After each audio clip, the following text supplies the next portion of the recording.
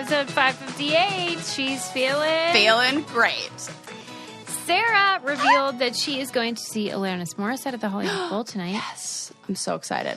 And it prompted me to want to know if a couple weeks ago you saw they had released, I think it was just an announcement about a documentary about her that is coming out. And she participated in it, did tons of interviews, like she was involved. Mm-hmm. But then she apparently watched the final cut, and then now she's mad. And she's like, I'm not supporting this. This is not... What? Yeah. Is she secretly a bee? Oh, no, I think it's that they maybe were. Like, that they took liberties. That's my... Because she's not a bee. Yeah, and wasn't she with Ryan Reynolds? I don't know. You can't be a bitch if you're with Ryan Reynolds. I don't know if she was.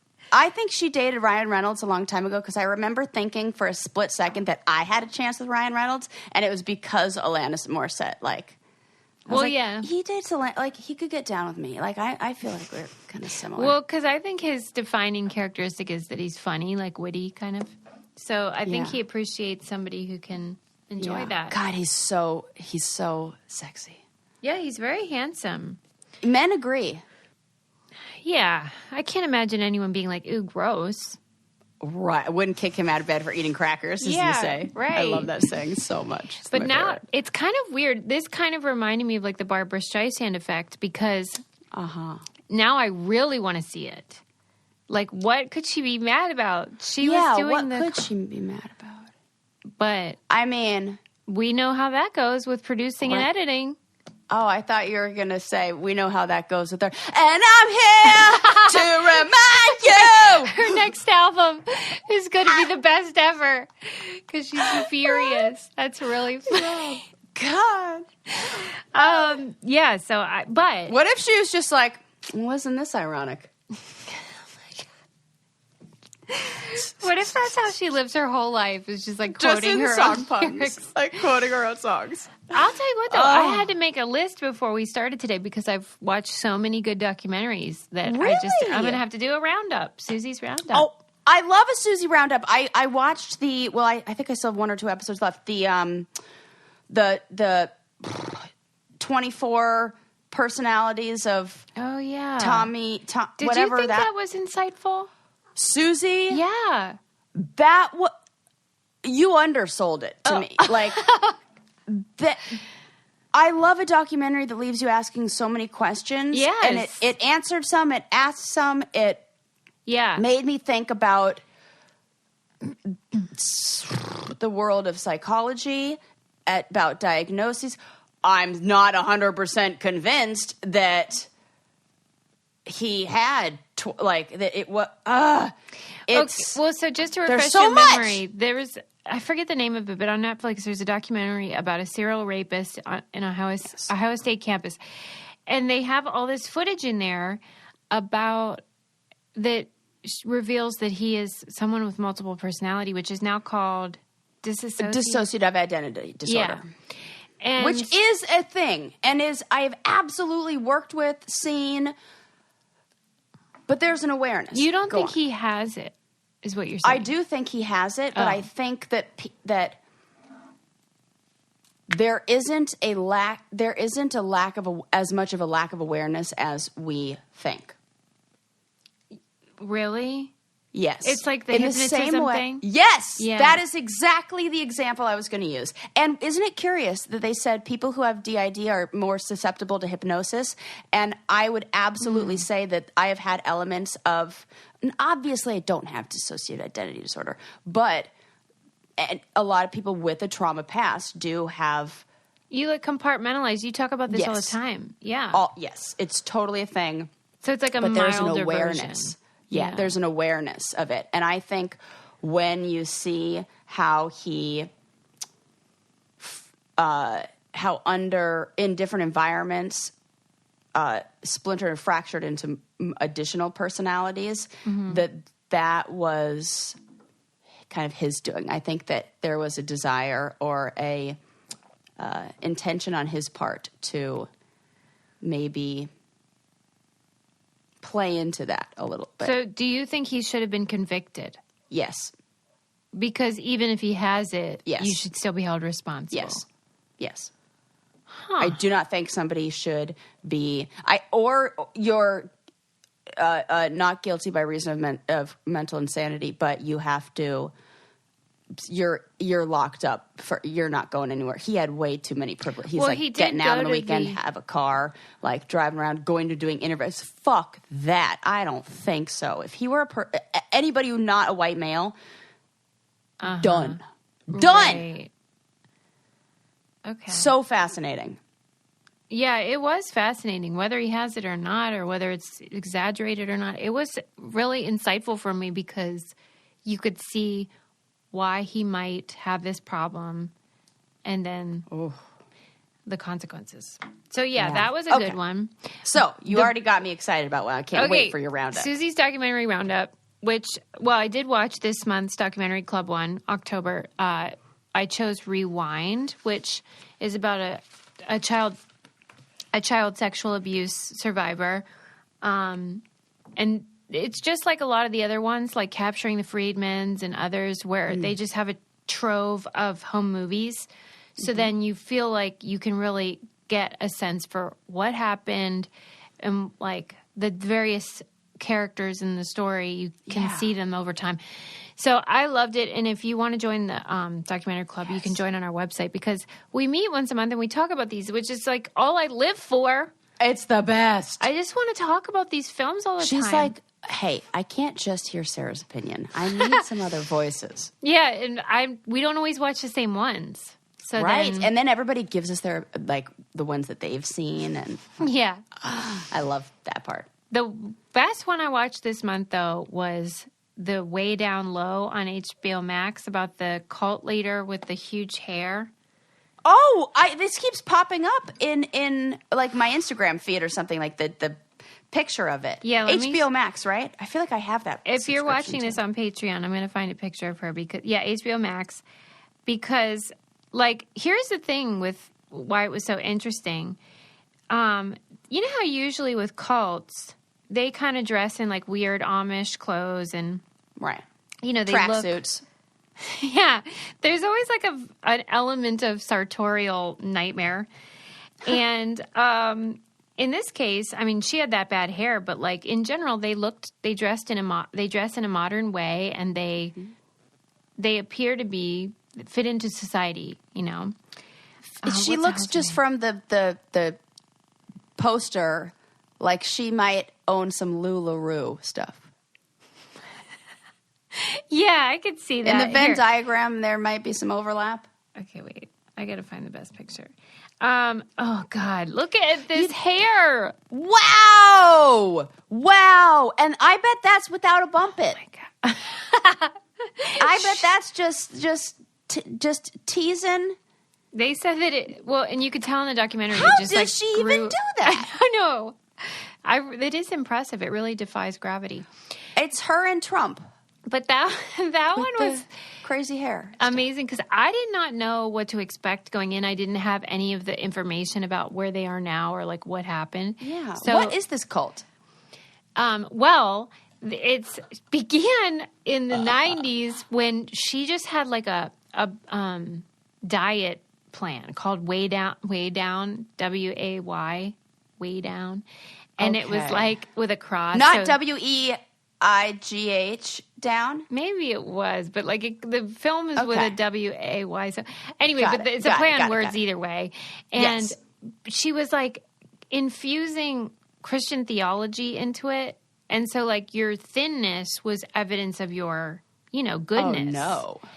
Right. Which happens this all kind the of time. feels like your family also might prescribe to this. Like, though I text my sister and I'm like, this is like if my mom had a cult. Okay, because I was going to say, this feels like your mom is putting out these same messages. The smaller you are, the more godly and pure and, sinless, all that stuff. It's like evidence of your virtue and discipline. Wow, just disappear. But like a lot of people do this without actually saying it, but she was actually saying it. And so she had this program, and it was about like instead of eating, you should be focusing on Jesus. So that was her kind of. It was just portion control. Well, if that isn't a replacement for an addiction, like you're just swapping it out. Which, that might be okay, but, like... It's okay until you... It's kind of like the work, like any other diet. We've talked about this before, like CrossFit people, whatevs. You do you, but don't prescribe your plan to me. Yeah, well, she was prescribing it. That's it. It's like they think, oh, well, if this worked for me, then it's going to work for everybody. And she's like the one size fits all thing. Well, and it was super size successful. Size is 00. Yeah, right. Ow, my cat. Okay, so she... that was a successful business, and she was written about in the New Yorker. She was like on the Today Show. And so I think she started to feel like powerful and really buy into her hype. What's it called? Like validation. Yes. So then she was like, I know, I'm going to start a church. So that's when it really turned cuckoo. Now, I always am curious about that. Okay, you tell me, because you like research cults and stuff like that. That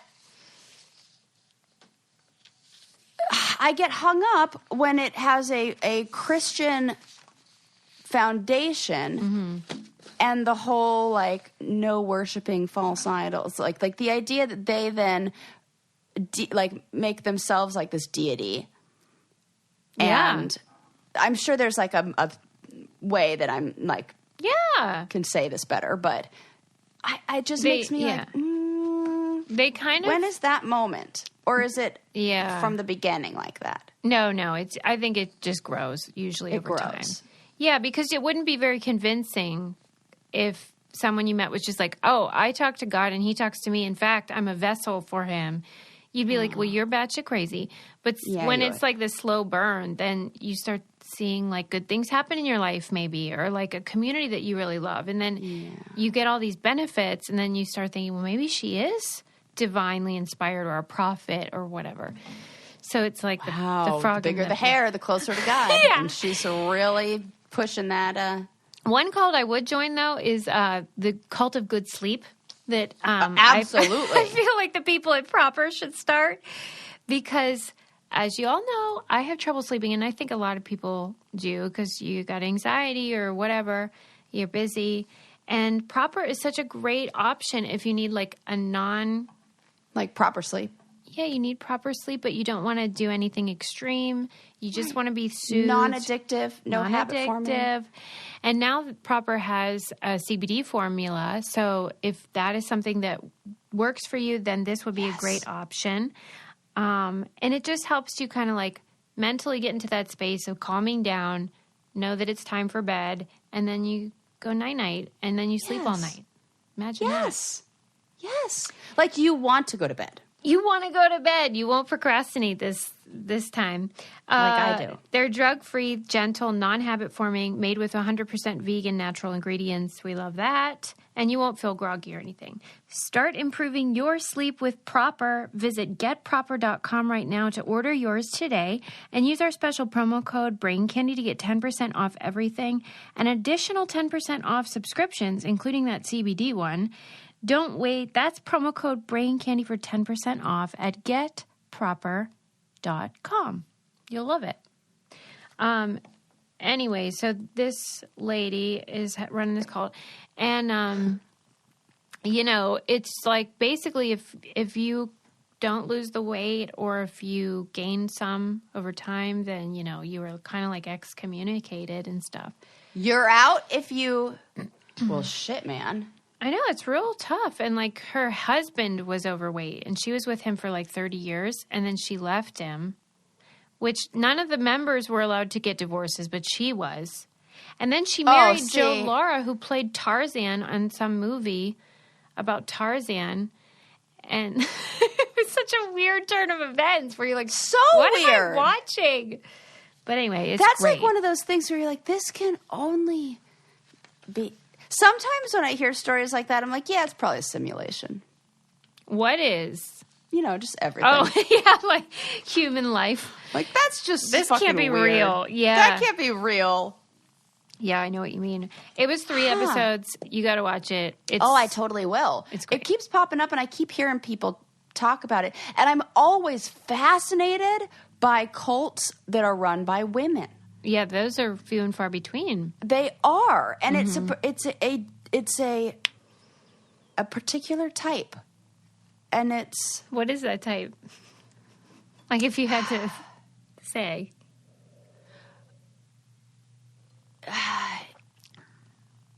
Why are they always blonde? They are always blonde. Yeah, I mean, I didn't want to say it, but It makes sense, though, because if they tend to buy into, like, the patriarchal structure, and that buys into, like, colonialist ideas about hierarchy and beauty. European beauty standards. Yeah.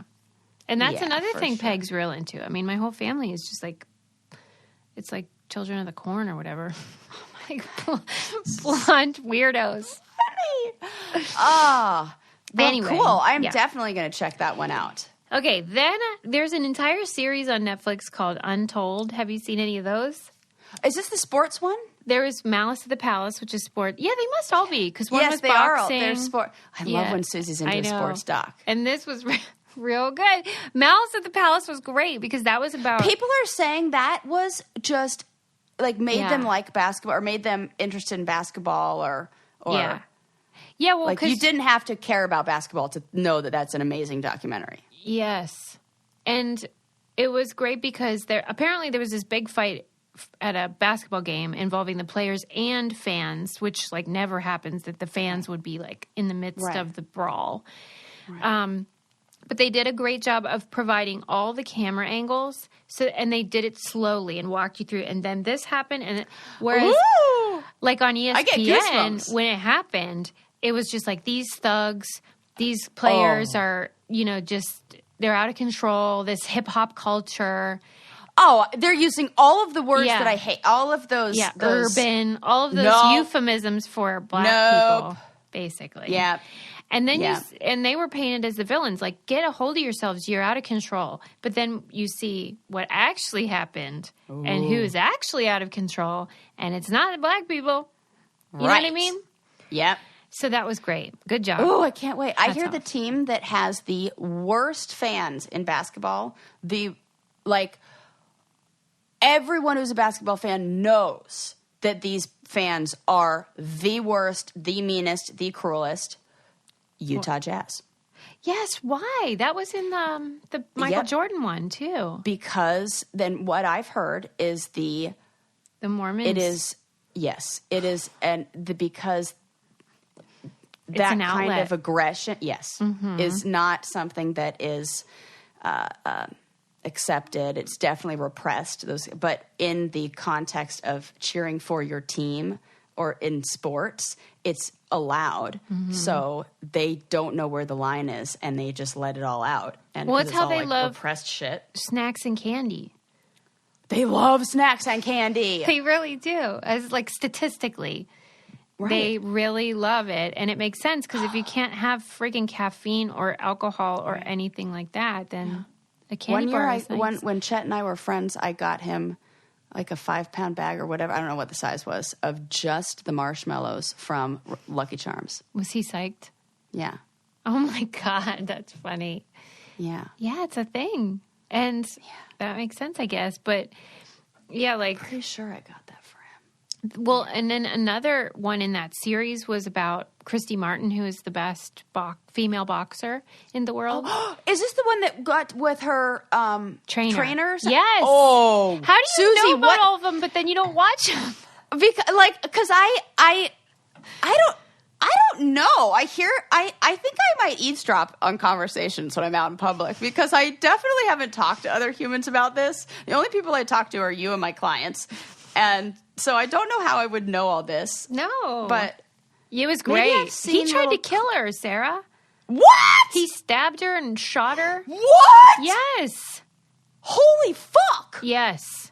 It was really insane. He stabbed her. Because we were like halfway and done. She's the number one female boxer? Yeah. But then he wanted to spar with her when they were still married. And, he's a big man, much bigger than her. She was a lightweight. And he knocked her out. She had never been knocked out in her entire boxing career. And he knocked her out under this guise of fucking fuck. Right. And she goes, you know when you're knocking someone out. Like, that's a choice Yes, that you're you making. do. Yeah, but he did it because it was, like, protected. Like, what are you going to do? Go in and say, we were boxing and he knocked me out? Well, nobody's going to arrest him. You know how people who are pedophiles position themselves in, they're like, oh, I'm going to be a soccer coach. Right. Or like a for scout children. I'm going to be like a Boy Scout leader. Mm-hmm. It doesn't surprise me that this motherfucker chose somebody who like chose to put himself in an environment where he gets to hit girls, women. Yeah. Fuck that. It was great though. It was so fascinating to see how she sort of dominated the field. And women's boxing was not like, nobody cared. You were going to make $3. You know what I mean? Right. But she came out and like she was represented by Don King, that guy with the hair. Yeah. And then like she was on the same card as Tyson. Wow. And, you know, like she became like an actual draw. Yes. Yeah. But in the background, her husband's like, you know, controlling her. It was weird. And he made her like put a penis, like a fake penis in her pants, and he would video her. And then whenever they had problems, he would send it to people. Oh my God. Yeah. What is wrong with people? You're such a good reactor. Because I just can't imagine. The thing that is, you know, I just think back to when we were talking about, I don't know why it stands out now as the example in my mind, about Coney Island. Yeah. And I was like, we don't need to go digging through that. I mean, we do. It's, you know, it teaches us stuff. But as soon as you do, you see that everyone has a, like, seedy underbelly, whatever you want to call, like a dark experience. Everyone has a trauma past. Everyone has their shit, the muck, it's there. For whether you're the number one female boxer, whether you are Kim Kardashian. I always think about how she has eczema. And like, you know, I'm like, what if Kim Kardashian has eczema? You know. Why did she wear that outfit to the Met Gala? I did think that. I thought, well. Did you really? Yeah. Because I just like made that up off the top of my head. And I was like, I really somebody did. who suffers from that. Because she talks about it. Yeah. But if you suffer from bad. back pain, may I recommend the Theragun? Absolutely recommend. If you just It's so good. are a human who has a body, Right. I recommend the Theragun. Well, yeah, because I mean, it can be like therapeutic in this way, but it could just be like pleasurable. Theragun is a percussive, you know, massage type of therapy device, and it goes deep into your muscle tension. Adam uses it. I use it. It is so nice to have because if you even just sit at a desk, you get aches and pains or stiffness, and it's who needs it? Nobody does. And this way you can have like your own personal little masseuse at home. Or no, what do they call them? Massage therapist at home. Try Theragun for 30 days starting at only $199. Go to therabody.com/braincandy right now and get your Gen 4 Theragun today. That's therabody.com/braincandy, therabody.com/braincandy. Great Christmas gift, just an idea. Yeah, and I've paid more for crappy massages. That is such a good point. Yeah, and this at like fancy hotels. I remember once, it was right before my wedding, and I was like, oh, I'm going to get a massage at the hotel we were getting married at. And I'm divorced now, in case anybody doesn't know that. I feel like I always have to say that after I talk about being married. We should say that all the time. All the time. This is when I was like not good at speaking up for myself, and there was the air conditioning blowing on me the whole time. I was freezing my ass off. It was at like a fancy hotel, so I definitely paid like upwards of $200. That is not okay. It was miserable. And then it felt like just like a cat walking on my back, like wasn't even good. Like just was like, like I was like, this is. Well, I just left feeling more stressed out. I was like, I should have just fucking used the Theragun. Well, and you're a massage enthusiast. Like you are a connoisseur. Well, yeah, because. It does it for me. Yes, right. It can do it for me. It gets her motor running. It really does. God, when I find a guy or a lady who's into massaging, holy fuck. and they're like That's givers. the dream. And I've they're had that givers. twice, and it has been amazing. That's real nice. Oh, sorry. Just going somewhere in my mind. It's okay. Anyway, okay, so watch the boxing one. Watch Malice at the Palace. They also have, I haven't watched it yet, but they have a Caitlyn Jenner one. Yeah. That would be interesting. Anyway, and then also the Brainiacs, Sarah and Christy recommended Misha and the Wolves. That was on Netflix also. And that was about a woman who wrote a book about surviving the Holocaust when she was like 9 years old. Her parents were killed in the Holocaust, and she was adopted by these people. And then she wanted to find her parents. Like, she thought she could find them.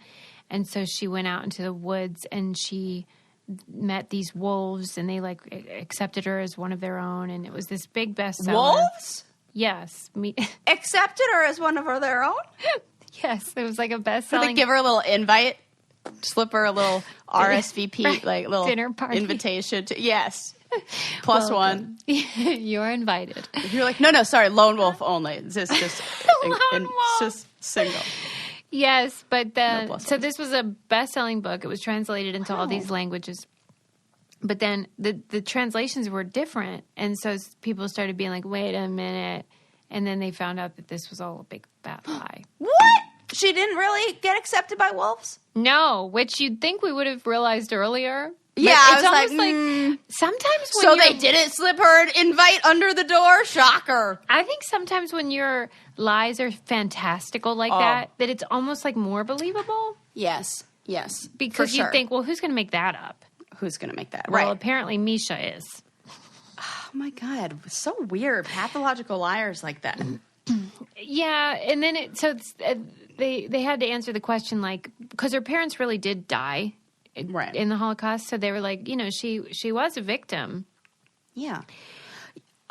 but Yeah, are we mad about it? they were like, yeah, we should be, and here's why: because you're creating a sense of doubt about all these actual survivors who did live through these horrible things, and so now it puts everything into question. But where's the doubt come in about the survivors? Because she lied. So then they're saying, like, you're kind of like tarnishing all survivor stories. But I don't think that's fair. If she's lying about something that's, and could it be a metaphor? To me, it kind of feels like that. It could have been, in but a way she didn't to say it was. Right. I mean, in a way, she's like, wrong. It feels just kind of like artistic expression.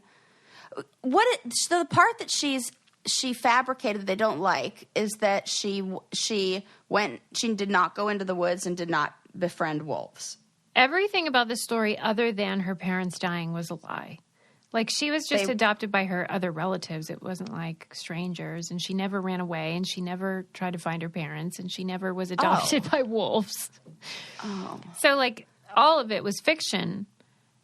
Okay. But she is somebody who experienced the trauma of her parents being killed at a very young age, which is very sad. But that doesn't, like, give you some sort of permission to Right. make millions off of. You can't pitch it as the truth. And nobody would have bought it because I can if they see it knew. as a coping strategy. Yeah. I understand that. But you can't then pitch your... It just reminds me of that, what's his name, James Fry, Million Little Pieces thing. That was a real scandal. I read that book and I really believed him. Did he ever parse out, like, what was true and what wasn't? Or do we just have to guess? I don't know. I think at the time I was just like not having any. I just didn't want to. People really were loved mad. the book. Everybody that read it was, like, transformed It was by so it. good. Yeah. What was it that was so good about it? I don't even remember. You know what it was? It felt very honest. Like, it felt. That's awful. Holy fuck! I can't believe I just said that. I just realized what I said as soon as I said it. No wonder you felt betrayed. I didn't even. That makes sense. I didn't even connect the two things in my head. As soon as I said that, it wasn't until I saw your reaction where I was like, "Wait a sec, that could be why." Because it did. It felt like someone, it like, had to do with bearing somebody their going to soul. rehab, and and it feels like if that person can be that broken, I can too. And then when it feels not fake or not real, it then makes you go like, am I not allowed to then? Yeah, like you feel it's the feelings about the feelings. You have shame or whatever for believing and for investing in this lie. Right. Right. And that, remember when Oprah had him on after and she was like, having none of it. Yes, she was like, tisk, tisk, finger wag, shame on you. I don't think she should have done that. Like, I didn't like the public shaming of it. But I know why she's mad. Yeah. That was awesome, though. That was awesome. Man. Okay, moving on. I mean, also, let me see. Oh, you got to watch Nuclear Family. That was on HBO as well. What's that? That was about these two Leses. Oh, this is so fun. Susie's movie reviews. Yeah. Sarah cancels her plans for the weekend. These Leses that fell in love and wanted to start a family, and it was back in the 70s or something, and they needed donor. And so they went to these gay guys that would do it without, and they had a contract that was like, no rights, but no responsibility. You're just a sperm guy. Yeah. And then everything was good. And they had these two daughters, two different dads. And then like the kids get to school age and then, you start hearing like, well, who's my dad? We have two moms, but no dad. And then they said, well, there's this person and he helped create you, but whatever. And then, so then the kids started to show interest and they wanted pictures and then they wanted to meet them.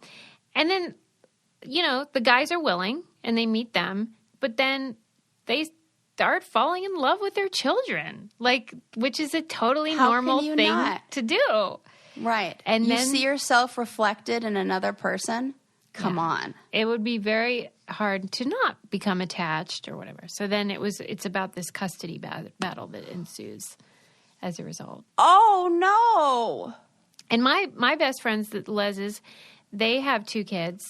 They have a great relationship with them. And so I kept thinking about them when I was watching it. Yeah, and thinking, that's what I was thinking of. Whose side am I on? Like, who am I rooting for? And it's so complicated. And it's so complicated. I mean, there's no real villain or anything. It's just sort of like human relationships are complicated. And especially when you can't have a baby the old-fashioned way. Mm-hmm. There's just like a lot of things that can go wrong. Mm-hmm. A lot. So I recommend that. Oh, gosh, that's really interesting. Thank you, Sarah. Another thing that's very interesting is how I am on a probiotic journey to get my gut, healthy. You need that, Suze. Thank I am you. happy that this is very important. We got to take your gut health into for real. Control. And so I eat yogurt and I make kimchi and I'm trying to do other stuff.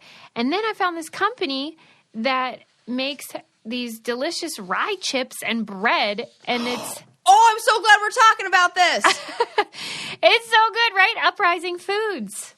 Holy heck. I didn't there's something I love about being surprised. Sarah gets surprise packages sometimes. Yeah, and having no expectations, being like, what's the big deal? Okay, so you're going to make really those yummy fucking chips. Yes, I eat them with brie. Don't tell anybody.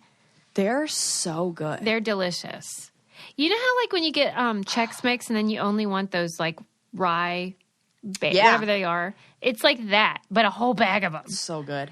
Oh, it's so good. They have 2 net carbs per serving, 6 grams of protein, 9 grams of fiber. And it's that prebiotic, probiotic scenario where they're putting all the stuff in there that will help your gut, and it's delicious. And I say thank you.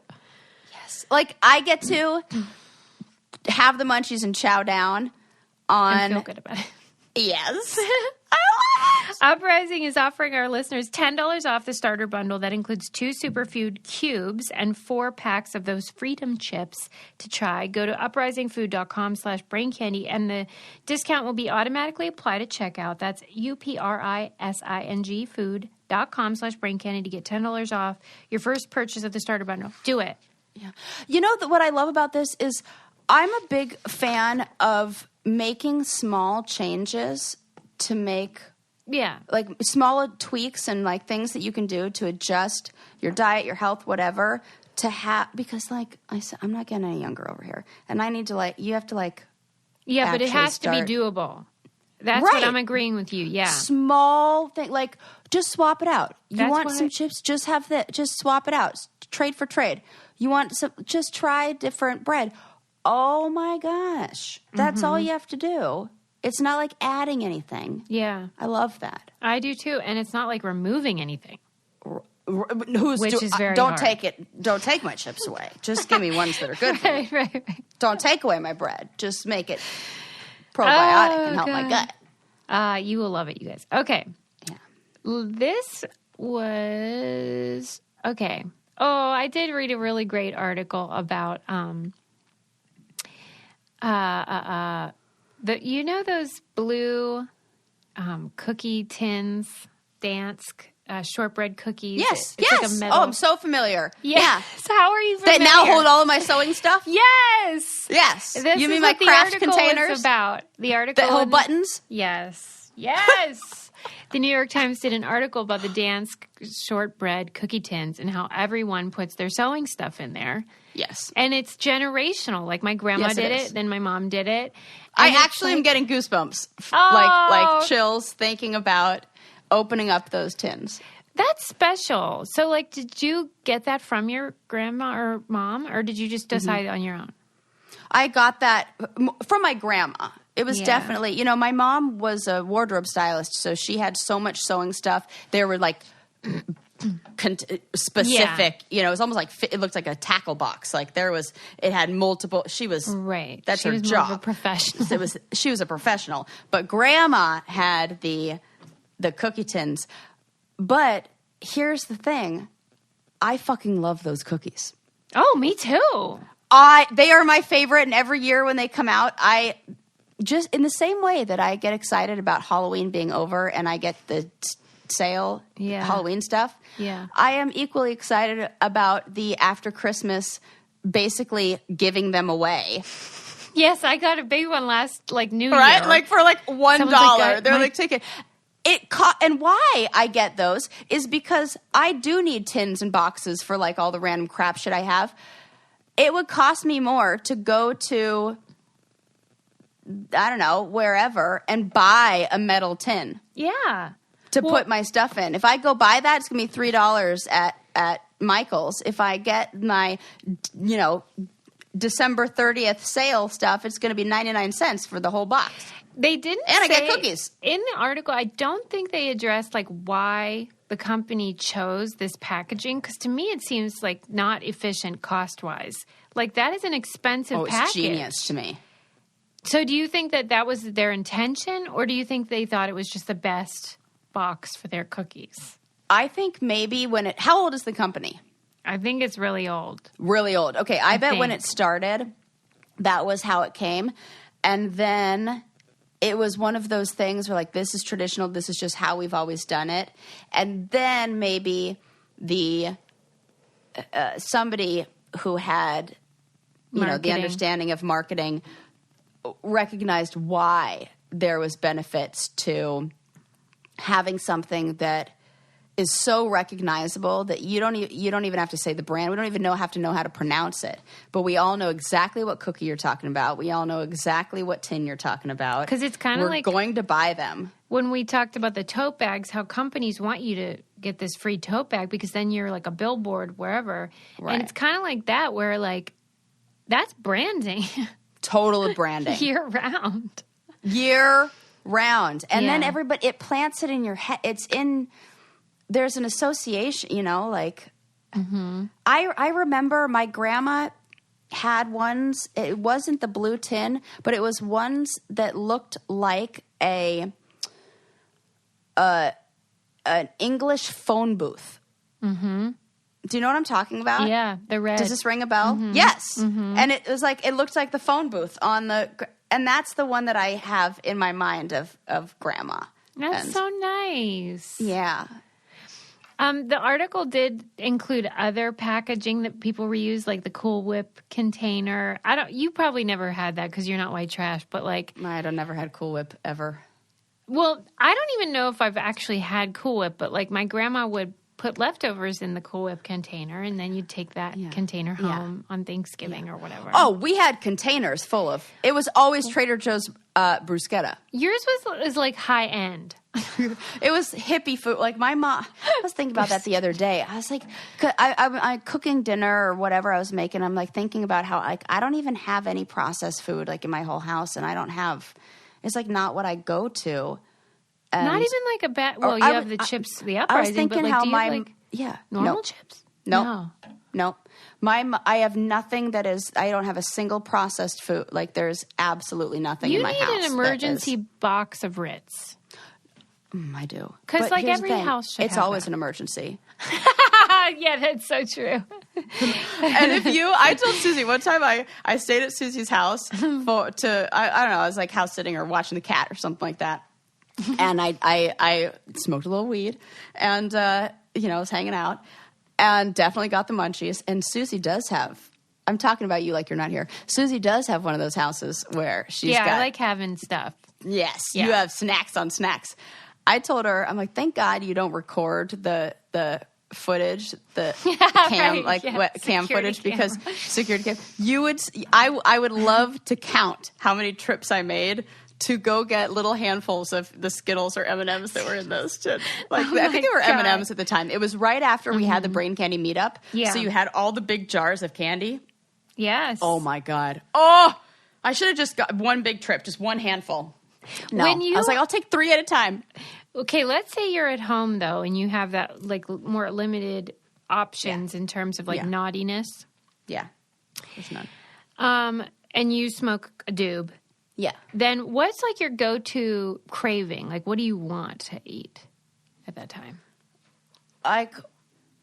If I had it in my refrigerator, or like what do I eat? I wish I had. Fritos I'm a big fan of popcorn. Yeah, good one. I can go because I also, a lot of it, I remember a long time ago you asked me what my favorite ice cream was, and I answered frozen yogurt, and you were like, what? That's not an answer to what's your favorite ice cream. And I said, well, the feelings of guilt that I've since cured this. I have relieved myself of the burden of these emotions, but the guilt that comes with eating the ice cream is so intense that I don't even enjoy it. So I'll have the thing so I won't allow myself to eat food that's really crappy for me because the guilt of that, is not fun for me. I just think about, remember when I was like pregnant for half a second and I ate McDonald's and then I had to pull over and I called you crying and told you I poisoned my baby? Yes. It's ridiculous. So I'm like, it gives me too much stress to think, because that's the fucking crap that my mom, planted in my head when I was little. She's like, blue dye number whatever is going to kill you. All of this is poison. And, I had that thought the other day as I was cooking breakfast. I'm like, not one time in my childhood did my mom ever buy a bag of Doritos or bag of not one time ever. I've never had Oreos in our house growing up. Never. Child abuse. It feels like that. Not one time. So I was thinking, I'm like, why don't I, how come I don't just have some of that? I'm like, well, because this wasn't modeled behavior. This wasn't what I saw. It doesn't feel like what I should have. Yeah, the transgressive nature of the way people see food it gets internalized. Yes. From your childhood. I cannot do it. I mean, we talked about Peg earlier about how she's obsessed with skinniness and being small. That must have been so hard with all of that food as available. Yeah, that's what's weird though, because she would make chocolate chip cookies every day. This was her routine. How are you not 500 pounds? But it's like that mukbang thing where the ideal is if you can eat whatever you want and still be. But how is that a thing? Right. It's not. Really. It's not. There's some disordered eating in there. Yeah, for sure. But, I mean, if I had the munchies, I would want something. Like, Sarah, I don't know how you live like this. You know it's like I make sure that I am selective about what kind of weed I buy too, and I get kinds that don't have as much of the munchy effects because there are certain things that, Shout out to the strain Orange Tangy for having being the only strain that has one of the only strains that has a, you know how there's like CBD and THC. There's another one. There's some other one. They're different. A few of these different kinds that has effects that counteract the munchies. Wow. Yeah. So that one is like, the jam.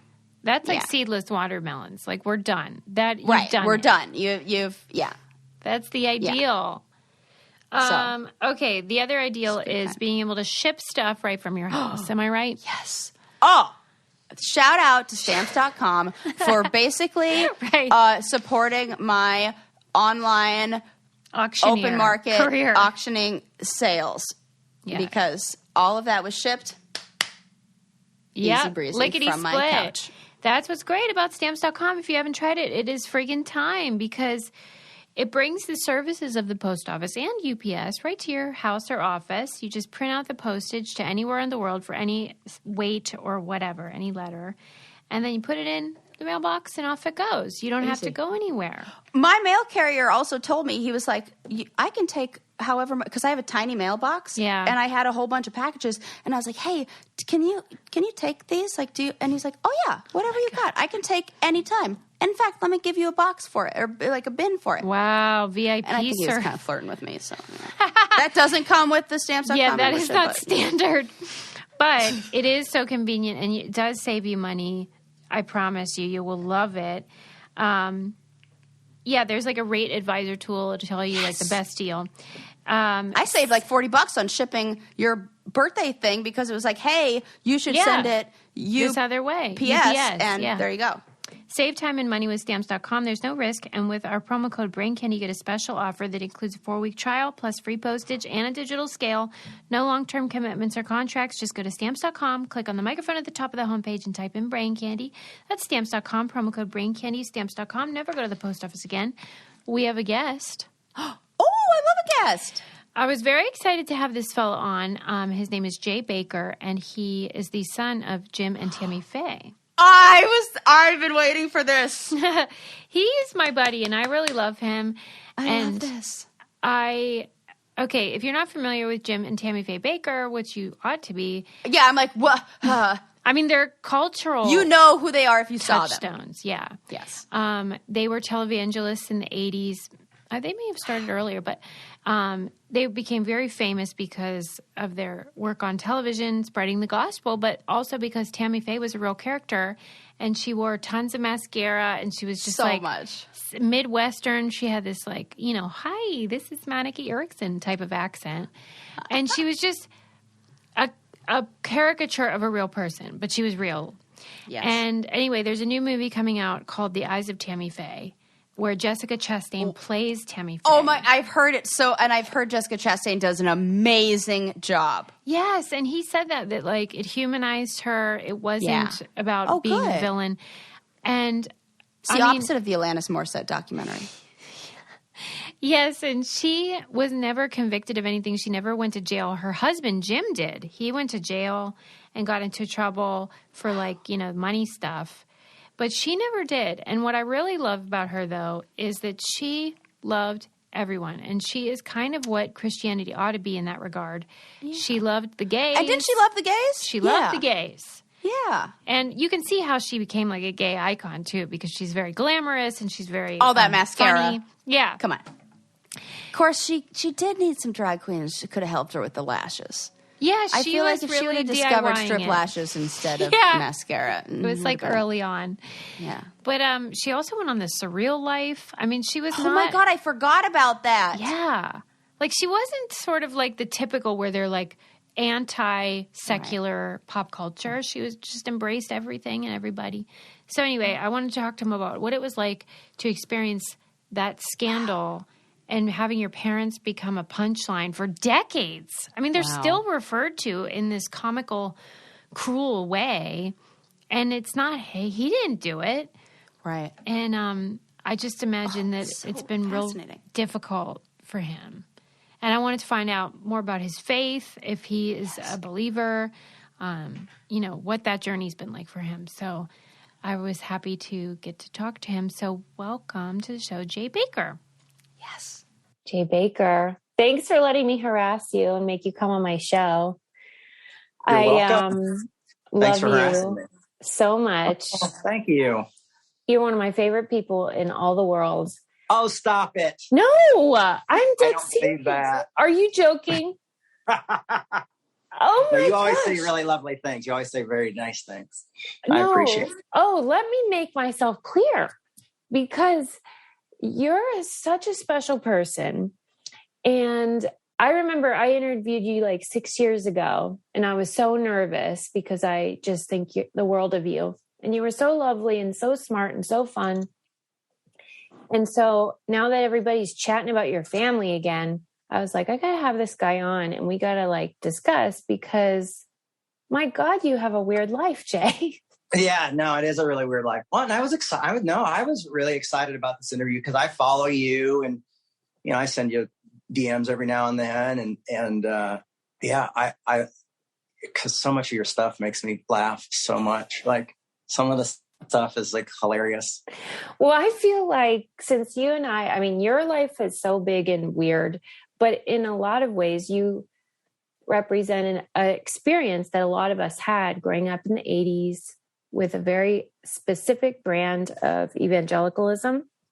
Mm-hmm. And so I just feel like we have a similar sensibility about that stuff. Yeah. So I'm always barking up your tree, and like, it just is nice to have somebody that understands what a weird upbringing that was for just a normie like me, but yours was on the bigger level. So I saw last week you went to the premiere of The Eyes of Tammy Faye. I did. And I want to know how you're feeling about all of this shenanigan going on. I'm overwhelmed. I literally found a psychoanalyst to go to as soon as I realized this film was coming out. That was what led you to do that? It was. Honestly, I kind of wish I could send the bills to Searchlight or Disney. I think they own them now. Wish Mickey Mouse would pay for my therapy. Mickey Mouse should pay for all of our therapy. Yes. But so I've known about it, and I've talked a lot to Jessica Chastain. We've become friends through this, which is so bizarre. Good. Yeah. So weird. Because I don't have a lot of friends as it is, and then much less someone who's a movie star. But she's genuine, and she's a human being, and not what I imagined at all. But yeah, so I saw the movie actually a few months earlier in LA. They invited me out for a screening, and I took my best friend Pete Rollins with me. And I said, because I need some fresh eyes on this thing, man. I'm like, because how I'm going to see it is completely different than how everybody else is going to see this. Totally. Film. And he's a philosopher. Like, he's I love that guy. Yeah. So we went and saw the film together, and it was wild. It was done really well. I mean, there's things I could nitpick about it, and just sets and the timeline and things like that. But, you're crushing like 30 to 40 years within like an hour and a half, 2 hours is a bit, they have to do a lot. Order, yeah. But yeah, so I saw it, but then going to the premiere was a bit different. They had a pink carpet, which was cool. But I was so out of it that I didn't even realize until like 2 days later that the carpet was pink. I'm sure it was a lot to take in for you. It was a lot to take in, but yeah, so I went, and I had a date there, and that was great because Lori was really awesome to kind of just help me through it. I got to meet Vincent, the guy who played Jerry Falwell, and I've always really liked him a lot. And so he was the only actor I asked to meet, because he was like in the cell and creeped me out, and like Law and Order, he kind of creeped me out. And you love a creepy dude, don't you? Yeah. And it's funny. is years ago, right after my first divorce, I'd met this really beautiful woman, this beautiful Italian woman that I was dating. And we were at the drugstore, and he was in the drugstore too. And she was getting a refill of something. And her last name was Palucci. He's like, Palucci, huh? Italian. I kind of had to be like, hey, you kind of hit on my girlfriend. Yeah, right. 10 years ago. So that was kind of, I didn't tell him that, but that was hilarious. So he is creepy. No, he's really right. He's been really nice. But yeah, it was overwhelming. I had to walk out of the theater a few times because seeing it with people is different. How you so? know, because of their reactions. You know, and like when it was just me and Pete, you know, I could sit there and, you know, some of Jessica got my mom's hand motions down and her movements down so much that sometimes that would just, I'd be like, you know, get a little teary eyed. And, but I could just sit there and be that way with Pete, you know, and I didn't expect Pete to get emotional, but as soon as my sister's song hit at the end of the movie, even Pete got emotional. I was like, holy shit, you know. I cried at the trailer, Jay. I did. My Pete's God. one of those people that you want to like collect his tears because they might cure some random disease because they're so rare. But yeah, so, you know, I got up and walked out a couple times, and then Lori was like, you know, we can leave. We don't have to stay. She's like, I can see this anytime. I was like, oh yeah, okay, we're adults, we're allowed to do that. And so I guess there's one scene where Ted Koppel's interviewing my parents, and some people laughed because my dad has like this Freudian slip, and people laughed. And I remember that night so vividly as an 11-year-old. And my parents, that's when I saw my parents as really human beings for the first time. Right. Was that night. And they were so broken. Like I've never seen, honestly, I've been working in some type of church or ministry. I don't use those words anymore, but for almost 25, I mean, I've been in it most of my life and working in it for, 94. So you can do the math on that. 26 years, maybe. Mm-hmm. The same thing.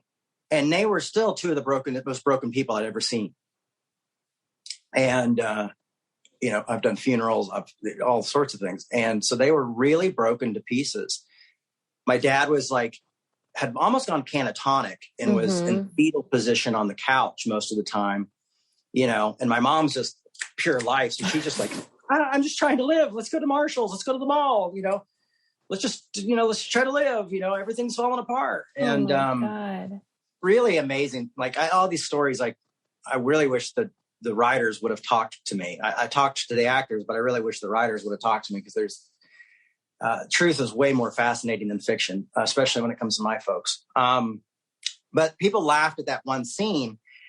And for me, that was such a moment of trauma because it was like a little part of me, like the kid in me died a bit, you know, and not many people have that very moment set in their mind.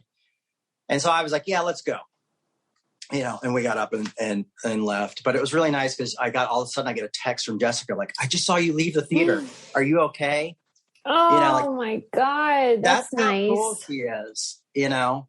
Did you ever see that movie, Say Anything? Yeah. You know, where he holds the speakers over and the girl who he's dating, like the valedictorian, and she's talking about him. And she's like, you know, we went to this party and, you know, he got made the guy who had to keep everybody's keys at the party. So he couldn't hang out with her. She's like, but he kept checking in on me, you know, and she's like, that was just so lovely.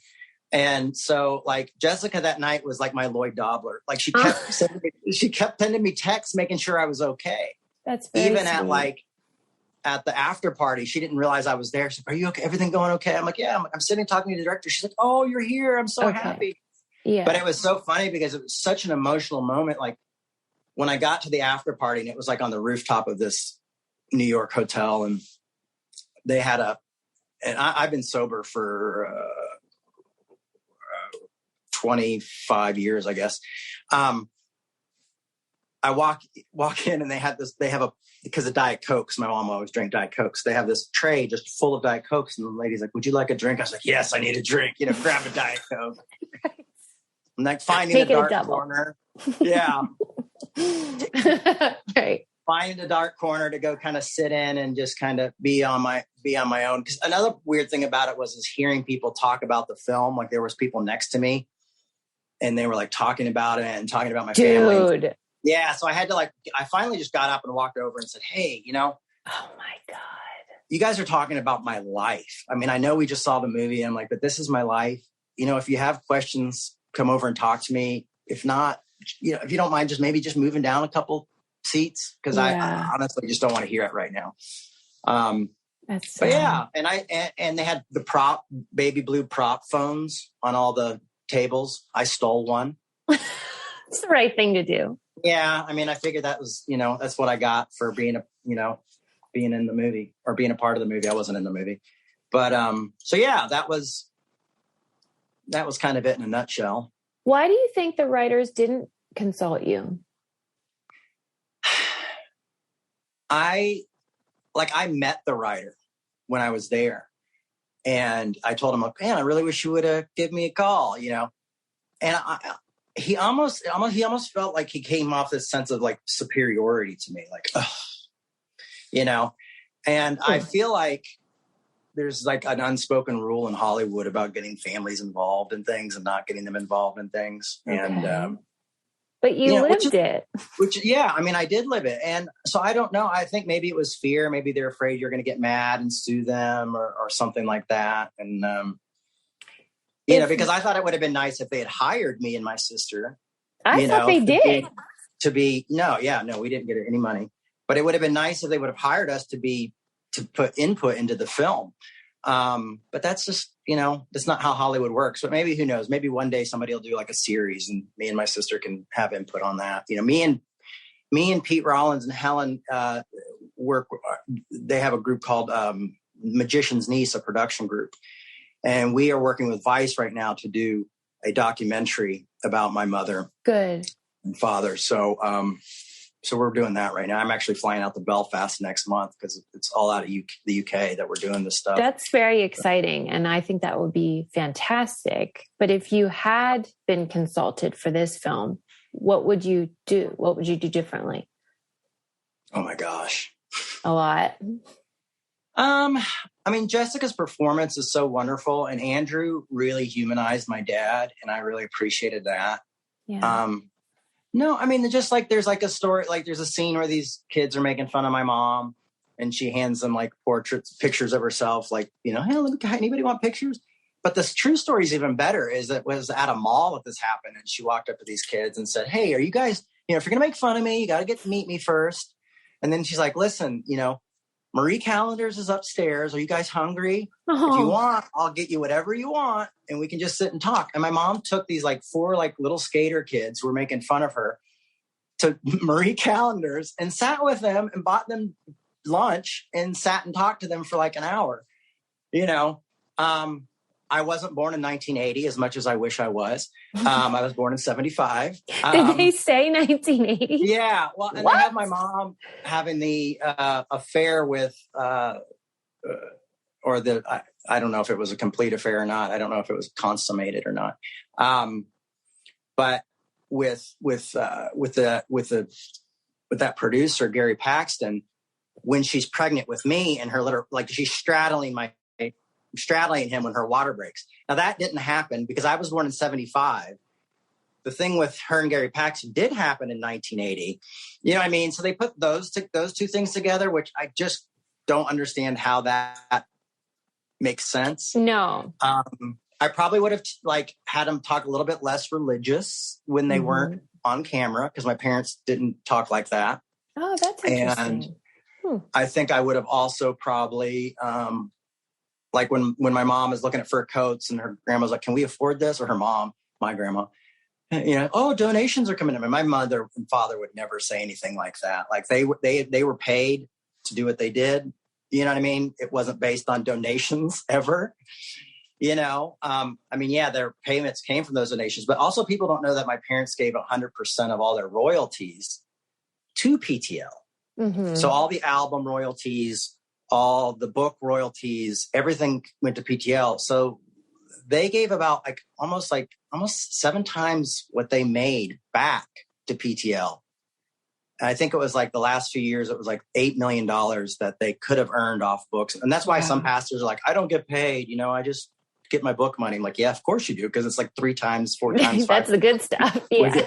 Yeah. That's what, you know, so and a lot of people don't know that and don't care to know that, you know, but because everybody has this perception in their head that, you know, the story that they tell themselves that help them sleep at night and make the world be in some sort of order. But it's just this, the truth is really stranger than fiction. So I would have made some of those things a little bit more clear. Like my parents never had giant pictures of themselves hanging up all over the house, you know, just, right. You know, they had like embarrassing pictures of us, me and my sister.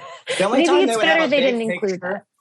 A big picture of themselves hanging up is if somebody did that painted it for them, right. And that person might be coming over. Right. Get it out. You know? Isn't it funny though how people are like, I think you're going to really love this giant picture of you. I bet you get that sometimes. They mean well.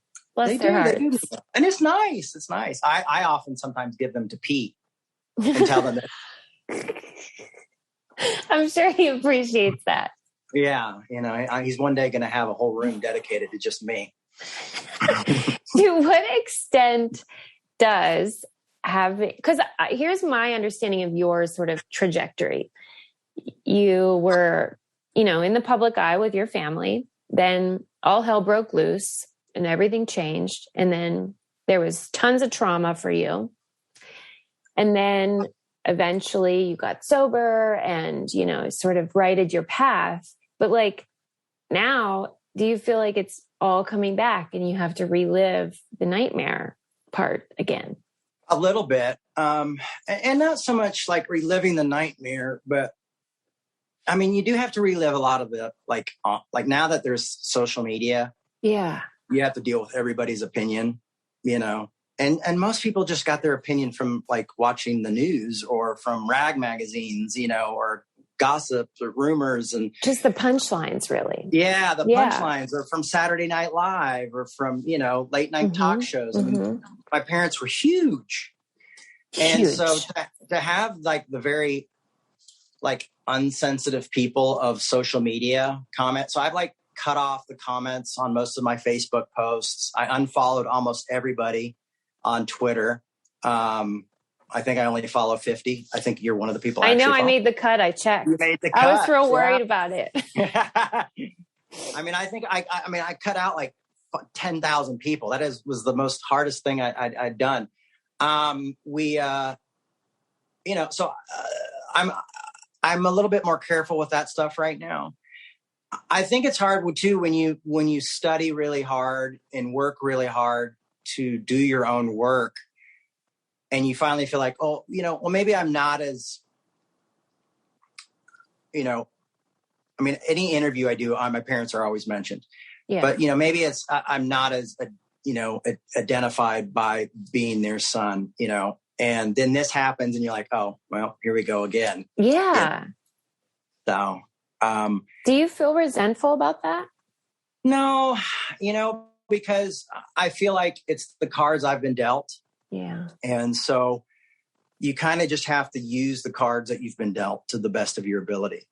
And so if it helps me get out the message of grace or not scapegoating one another or, you know, armchair philosopher, armchair theologian, get out there and write books and do things like that, then I try to use it to the best of my ability, you know?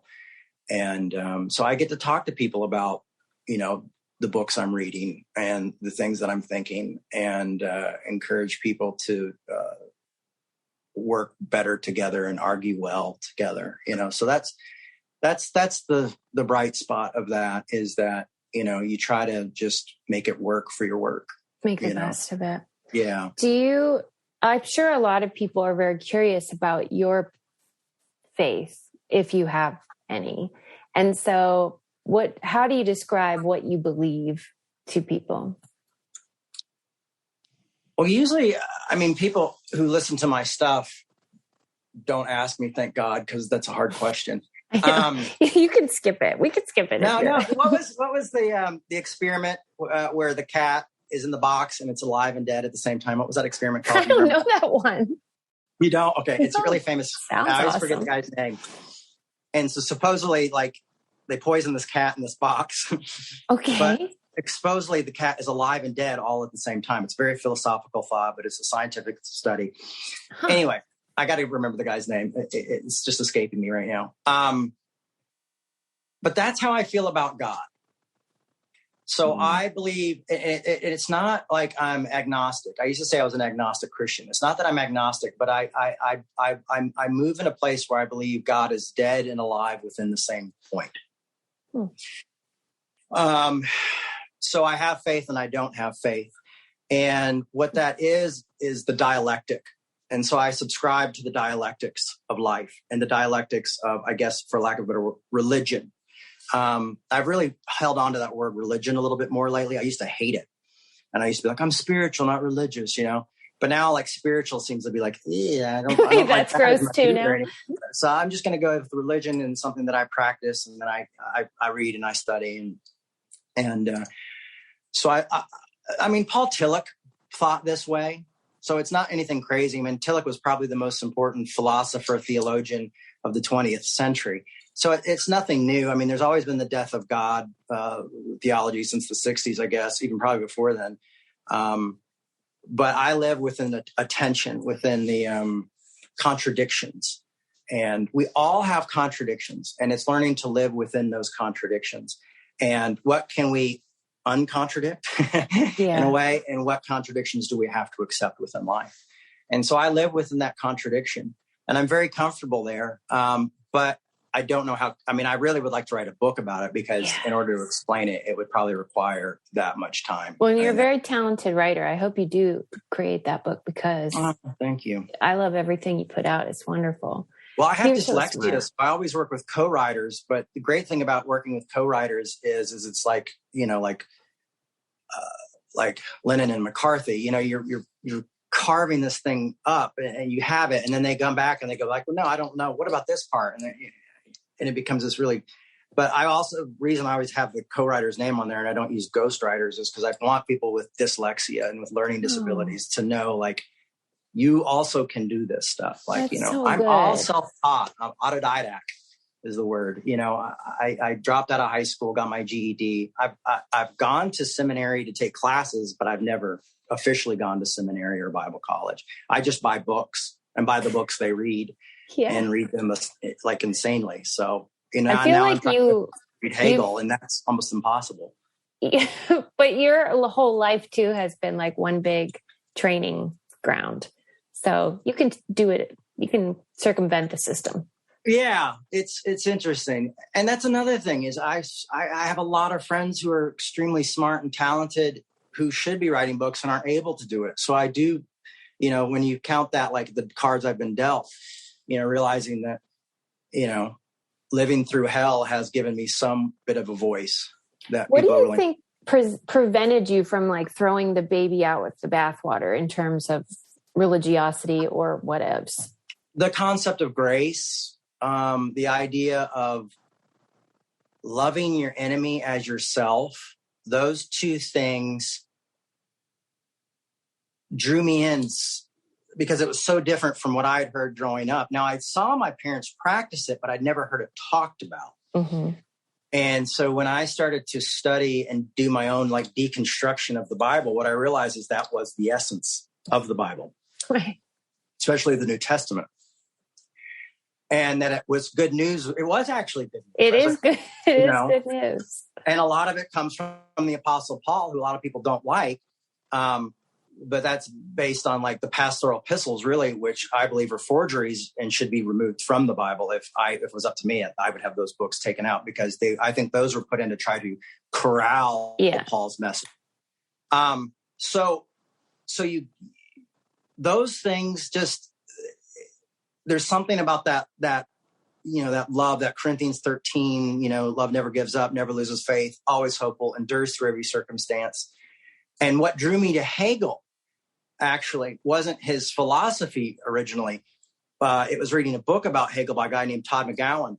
where he talked about Hegel used to just put Christianity with all the other religions, but then something happened where Hegel connected with the concept of love within Christianity and said, there's something different here than all other religions to me. And this love seems to be a little bit different. And that was what drew Hegel into Christianity. So for me, the love essence there, I mean, I think the best practice was probably Dr. Martin Luther King Jr. I think he really practiced that well with how he would talk about his enemies. He would not even call them enemies. He would say they were victims of misinformation. And that's I'm going to start calling them that. Yeah. And it's kind of passive aggressive too. Yeah, really, I kind of love it. Very Minnesotan. Right. And, and he said, they're victims as well. And so when you start to think that way and see things that different way, the world becomes a different place. And I want to sit down with my enemies. That's why I can't stand cancel culture. I really believe in restoration. I believe in accountability. I'm not saying no accountability. But I also believe that grace is a type of anarchy that moves within so many different areas that it never makes anybody happy. And so whatever system we build, grace is going to be anarchy within that system. Grace does not allow a place for an asterisk. And everybody wants to give it an asterisk. Woke people want to give it an asterisk. Conservative people want to give it an asterisk. Everybody has got fears of this concept of grace. And so those are the things that really have kept me involved with Christianity. I love that. I can't quit smiling because everything you say is just like so refreshing and exciting because it is radical and it is revolutionary. And you were able to tap into that despite all the garbage and the noise that happened in your life. And I think that's a pretty inspiring thing to be. So I love it. I'll give you just honestly though, like a few weeks before I really started looking into it, it was a friend of mine who challenged me to do it. Because I really thought God was a piece of shit. I thought God had made a mistake and that mistake was me because I couldn't, you know what I mean? Like, I was like, I can't do anything that I'm supposed to do. Like, okay, I couldn't stop drinking until I realized it didn't matter if I drank or not to God, it was the temptation of it all that like, oh, God hates me if I drink. Oh, I got to drink, and then it was like, God doesn't care. And then I was like, maybe driving drunk and sleeping on the front door of my house and following women into bathrooms is not a good thing. It's not ideal. Yeah. So, being creepy is not great.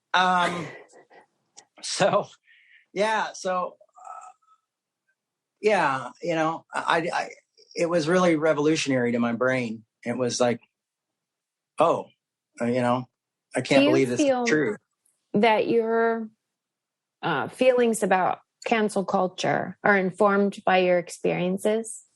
Yes, definitely. Yeah. It's not, not just my experiences, but also by the works that I read.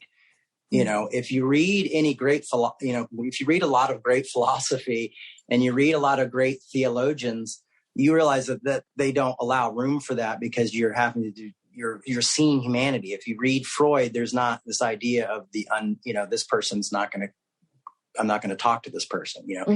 I have this great book there where Freud is trading letters with a pastor because Freud was an atheist. Everybody thought they couldn't work together. And they have these great letters of them trying to work together because this pastor wants to do psychoanalysis in his church. Because I know what it's like. And what is it like? To say that my parents weren't canceled, it being a 45-year-old man and having people come on and say, your mother's a clown and a thief. And things like that to you. And I'm 45. My mother's dead. She died in 2007. This is something that happened in the 1980s. Or having a social justice person who's, fights for prisoners' rights, tweet something that says, I can't believe Jim Bakker is allowed to be on TV. After he was in prison and all this stuff, because now they are living into a contradiction, right? Where there's this complete lack of grace. Like Jim Bakker did his time. You might not like what he does now. I don't like what he does now. But the fact is, he served 5 years in prison. Right. When do you have enough piece of flesh? When do you have enough blood? When is there enough? So living in that is pretty awful because it's not just that person.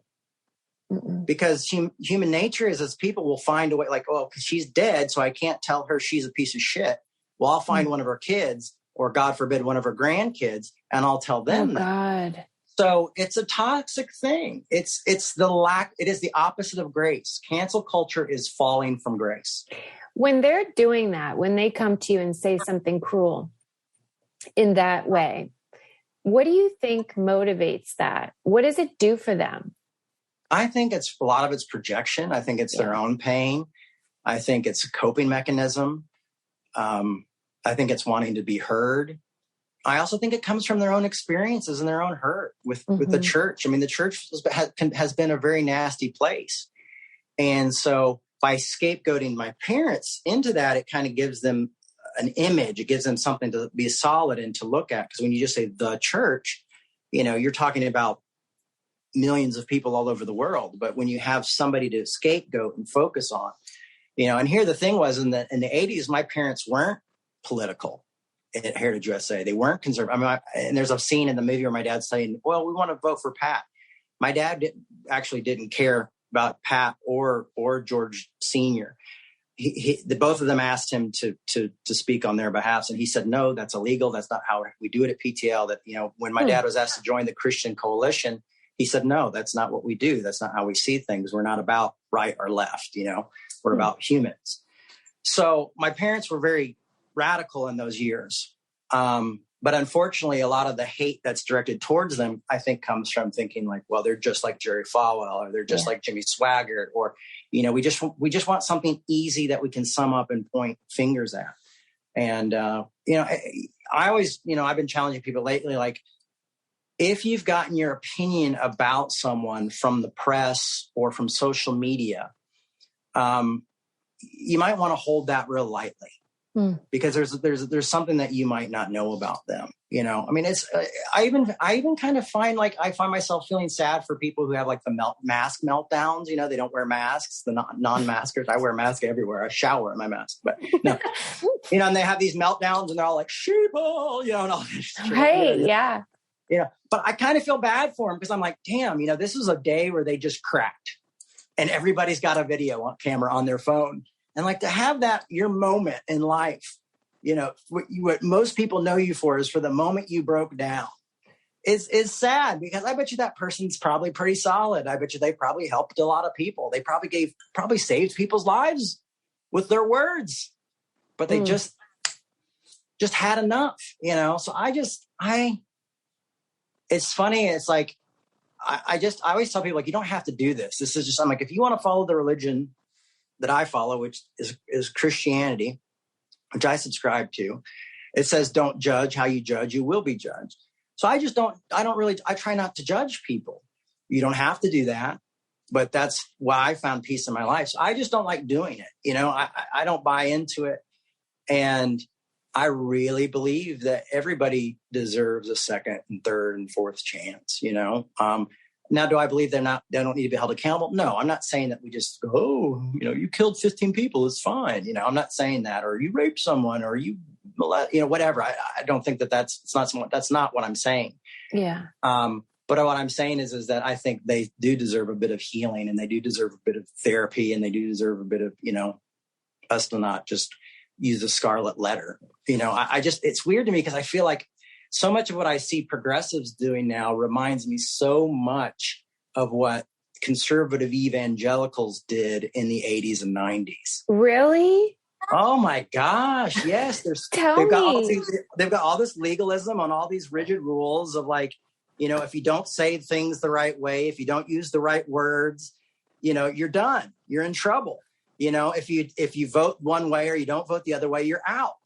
Yeah. You know what I mean? So it's like, I saw pastors saying, liberal pastors saying, like, if your family voted for Donald Trump, you need to just let them be and leave them alone and not associate with them anymore. Yeah. And I'm going like, this is what the conservative church told people to do to their gay kids in the 80s and 90s. Yeah.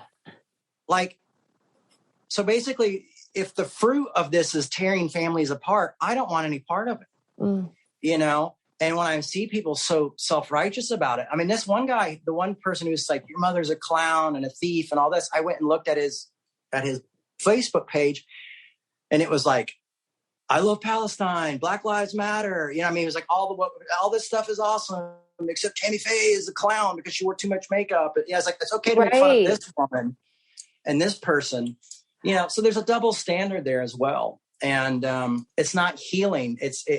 And I think capitalism plays into it. You know, I think politics play into it. Because honestly, I don't think there's really any difference between liberals and conservatives anymore, as far as in office, you know. Oh, yeah. But I mean, even if you watch the media, like, had Donald Trump killed had a bus bombed with 7 kids in it, we would all been like, oh my God, you know. But it happens under, you know, what's our president's name? Biden. It happens under Biden's watch, and everybody's like, oh, well, you know, well, they apologized, you know. Yeah. And so it's this double standard. And I just saw Christians live by that double standard for so long. And that's what drove me out of Christianity. That's what drove me away from it. And that's what caused me to have the message that I have. And so when I see people falling into that same, they've just traded one system for another, one rigid system for another rigid system. To me, that's dangerous, and it's just transference. And it's like, no, we want to change. We want to become new people. And that's what I love about Martin Luther King Jr. Is I really felt like he did that in a beautiful way, where he just, you know, he sat down with the enemy. He had conversations with them and had hard conversations, you know, where it's like we're afraid to have hard conversations. Like, we're not adults anymore. Yeah. You know, it's like we can't argue well anymore. And what I want to do is encourage people to argue well. Well, I might be triggered, or I might be this. Okay, well, don't argue right away. Maybe get some therapy, work out some stuff. And people, I don't have health insurance. Well, guess what? Either do I. I don't have health insurance right now either. And I'm having to see my therapy bill as kind of like I don't make a lot of money. It hurts me to have more money going out and coming in.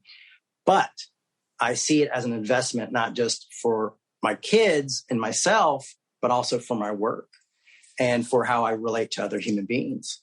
And so I think we have to make sacrifices. If we want to see the world change, you know, if we want to see the world see the same, we'll continue to live in a way of binary thinking. And binary thinking is really horrible.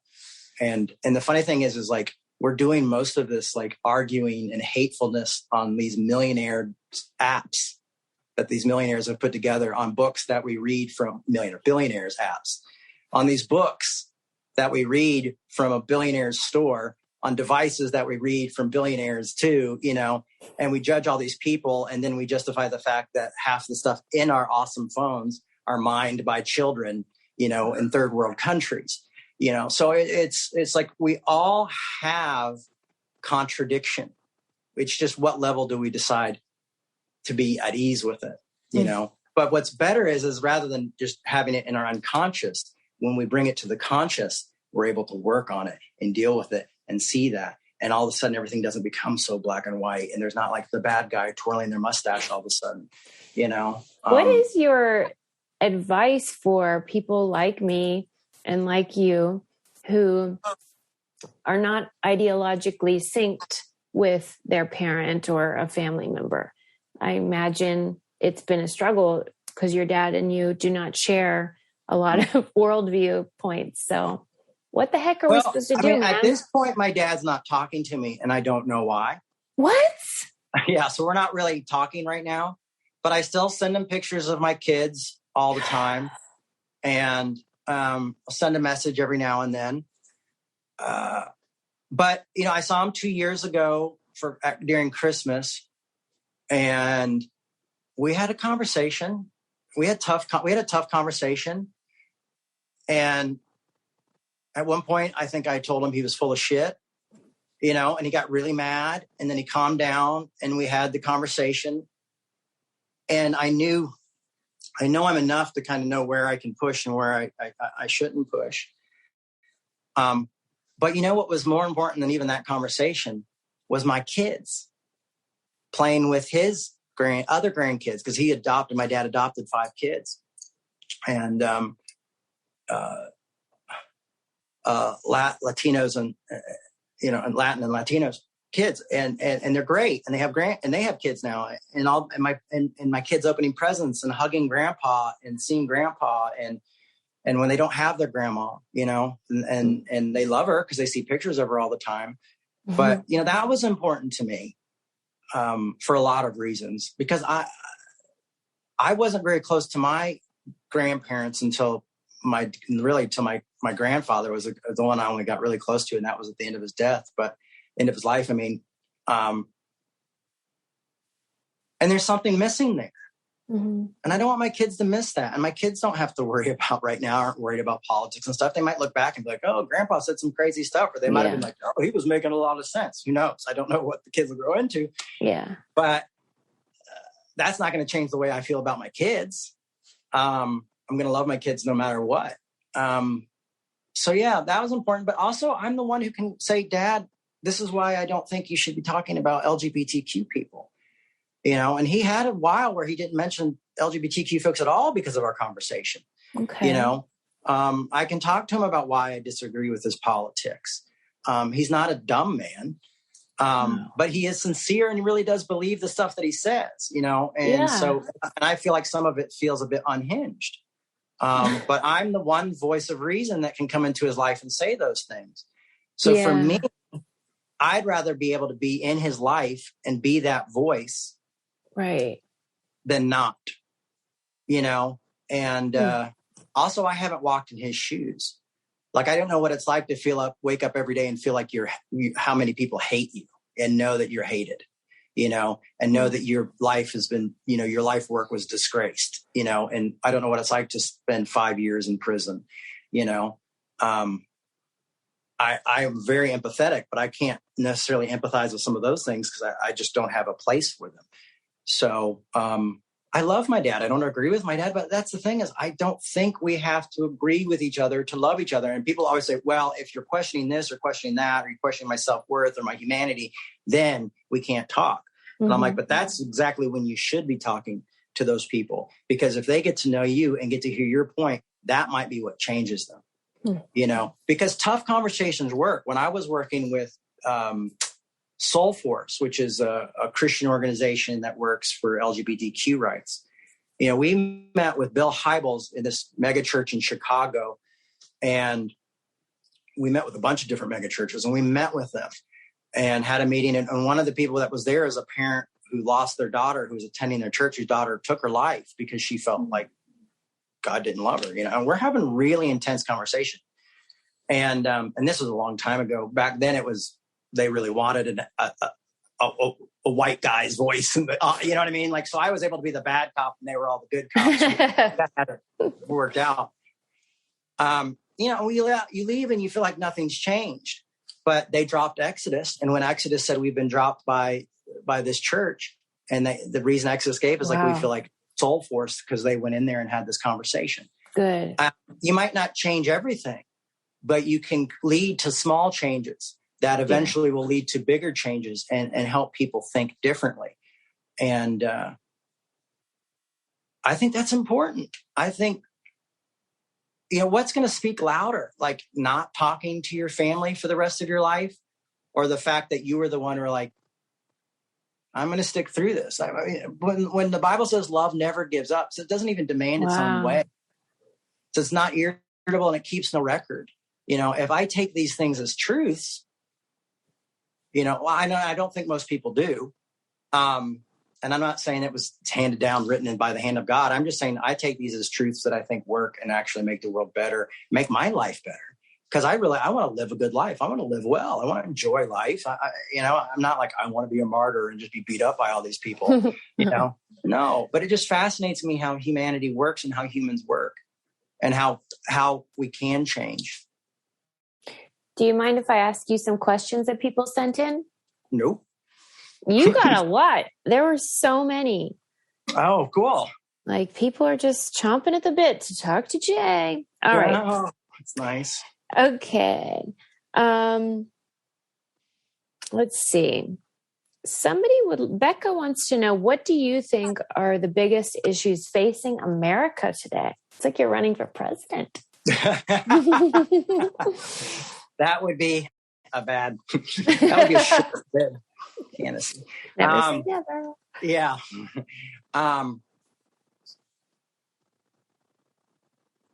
Capitalism.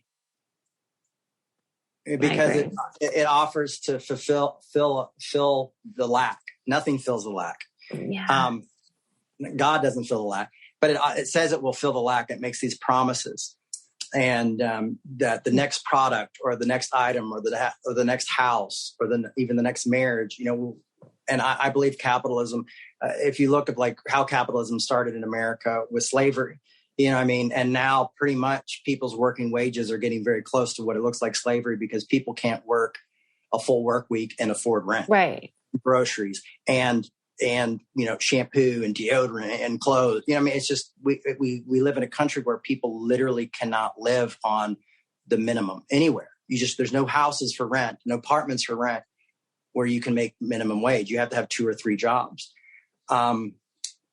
We're starting to see capitalism fall apart with all the billionaires flying to space and doing all this stuff because they don't even give a shit. It's like fly to space or feed millions of people. I'm going to fly to space. They don't even pretend to care. It's fascinating. No, at least you have to give them that. At least they're not, Yeah, they're not phonies.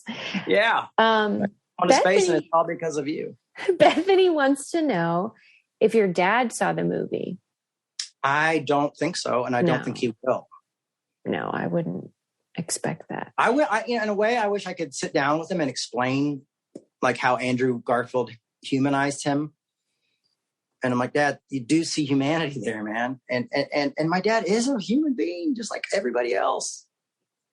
Honestly, I would not do the work I do today if it wasn't for my father, not just my mother. They were a team, and you didn't have one without the other. My dad taught me so much about loving and forgiving people who are my enemies, like literal enemies, like Jerry Falwell and all these people. And I saw him do it. And I remember telling him I thought he was insane and he was an idiot. And I saw him do it, and it changed my life. Wow. So I wish he would see it because I think it's very humanizing, but I think it would just be too hard for him to watch. I can imagine that. Heather would like to know, and her name is Heather Williams Music, so I suspect she's a musical person. Your mom loved singing. What artist could you see your mom singing a duet with? That sounds nice. Oh, that does sound nice. She was supposed to do, before he got canceled, a duet with Marilyn Manson, a Christmas song. Lord of mercy. Yeah, they became friends. They did not. Yes, my mom was a mom to everybody. One of my best friends was a Satanist. And his mom died in a bad car accident. And so he would come to my house for Thanksgiving and Christmas. My mom didn't care that he had giant pentagrams on his elbows or, all this. I love her so friggin' much. And we all hung out and he called her mom, and so, for me, like she would probably still consider doing it with Marilyn, right. With all the weird news that's come out about him. But they almost did a duet together. I don't know, like she could do a duet with anybody. Yeah, I would love she could. She loved to sing, and I think she sang with Johnny Cash once. Ooh, that's cool. Like she went to a concert and he brought her up on stage and they did a duet. Unfortunately, I wasn't there because they told me it was country music, and I kicked myself every day for not going. Hey, I was like 9 or 10. Yeah, the country was just like, I know. I got to meet him once, but never got to see him play. I don't know. I don't even know who the hot artists are right now. I'm going to say Bono. Or no, Sinead O'Connor. Her and Sinead O'Connor. Good choice. Something about women who've been scapegoated. I love that. And you're right. Harley Dean wants to know, do you see support from previous PTL folks who have deconstructed or shifted their own faith? I see some who haven't deconstructed, who are still like in it, you're not going to vax me on their site, you know what I mean? But still come in and be like, oh, mate, buddy, we love you. We love your parents. Okay. Thinking about you. We don't have to agree on everything. but we just want to let you know that we're thinking about you right now and stuff like. See, that's why people are different and complex. You can't just put them into. You can't just. We are literally. That's hard though. When we put them into it's hard. Yeah. But life is hard. Yeah. You know, like when Jesus said, "Die to your flesh," he wasn't saying, "Don't go to rated R movies or listen to secular music." You know, he's saying, "Love each other." This is the hard part, is loving each other. That's what Christianity, that's the hard part. That's the taking up the cross part. That's the dying to yourself part, is loving each other. It's not being celibate. It's not premarital sex. It's loving each other. So guess what, everybody? Anything worth doing takes effort. We had, for a documentary club this past month, we did Pray Away, you know, about the gay conversion therapy and stuff. And one of the members was like, why do evangelicals focus so much on the gay thing and abortion? And I'm like, because loving your enemies is hard. Yeah. That's the truth. And they don't want to focus probably on their own sexuality. Well, that's definitely true. You know, so, sexuality, like that's one of the things I liked about the film, is that it showed my parents as sexual human beings. And I think sexuality is such a huge part of humanity and life. And to ignore it, I honestly, I think one of the biggest damages the church did in the late 80s, early 90s was this, like the purity rings and things like that. You know, I've met, strangely enough, more women than men, but women who just like don't feel like they can have sex. Yes. Or they don't feel sexual at all, or they feel guilty about their sexuality, you know, and it's like, that's something that needs to be talked about and confronted. Like, I'm not a big, like, let's shit on the church and call it deconstruction, but I'm one to say, like, let's look and see some things that really went wrong. And I think how the church has handled sexuality and how the Catholic Church handles sexuality is horrific and needs to be talked about. Because sexuality is a powerful, beautiful, amazing thing. So there you go. I don't know if I answered it. Was that even that? You did. Okay. Helen Rollins wants to know, are there any lessons about the way your parents were treated that we could learn today? Pretty much what we've been talking about is not scapegoating people, not writing people off. Do you remember when the bombing happened at the Olympics and everybody thought it was that security guard? I think they made a movie about his life. Yes. You know, we just don't know people. Scapegoating doesn't work. And you know what? We all fuck up. And could you imagine if your worst moments were caught on camera? They are, Jay. Well, you can imagine. Yes, it's awful. We've both done a little bit of TV where they called mine a docuseries to kind of try to avoid the reality word. I'm a reality denier. No, I did a docuseries. It was very classy. It was on Sundance Channel. I don't know what you're talking about. Right. Yeah, but we've had bad moments and good moments, you know, out there. But so I think we could learn how we can't scapegoat each other. I think the biggest, I really think it's like billionaires and social media billionaires and big tech love that we fight each other. Yeah. They love that we fight each other over politics, and that we nitpick each other's politics, because there's some good things in there to nitpick with one another and write each other off and continue to fight, because I think it keeps them rich. And I think they love it. That's for sure. It's big business. You know? And I know I have friends who are conservative who would give me the shirt off their back.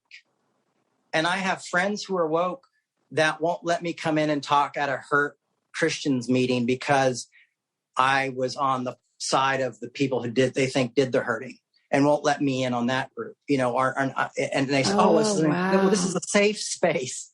I'm like, there's no such thing as a safe space. Maybe AA, but I've seen arguments in AA. Therapy is not very safe for me. Me neither. The church is the last place that should be safe. I'll tell you that. It should always kind of stir you, I think. It should always challenge you. Yes. It should be like going to see a comedian, you know, where it's kind of uncomfortable. Truth is not comfortable. And I feel like I'm in church right now. You're good, man.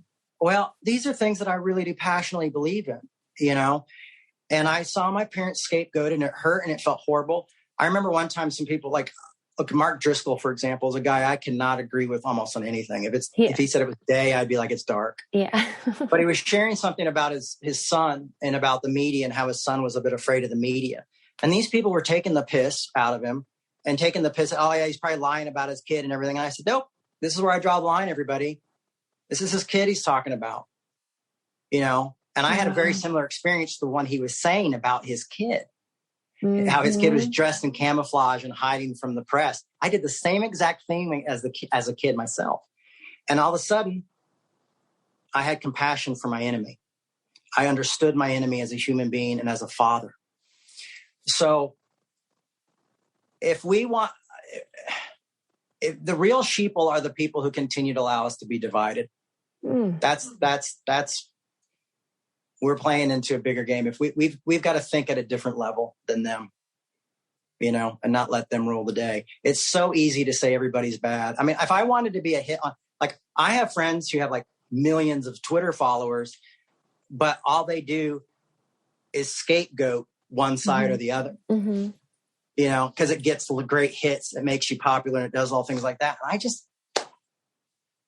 And life's too short for that. Yeah. Life's too short for that. You know, maybe 100 years, somebody will find something I wrote or listen to a video and be like, because I mean, when I read someone like Freud, and Freud is very, very accessible as a writer.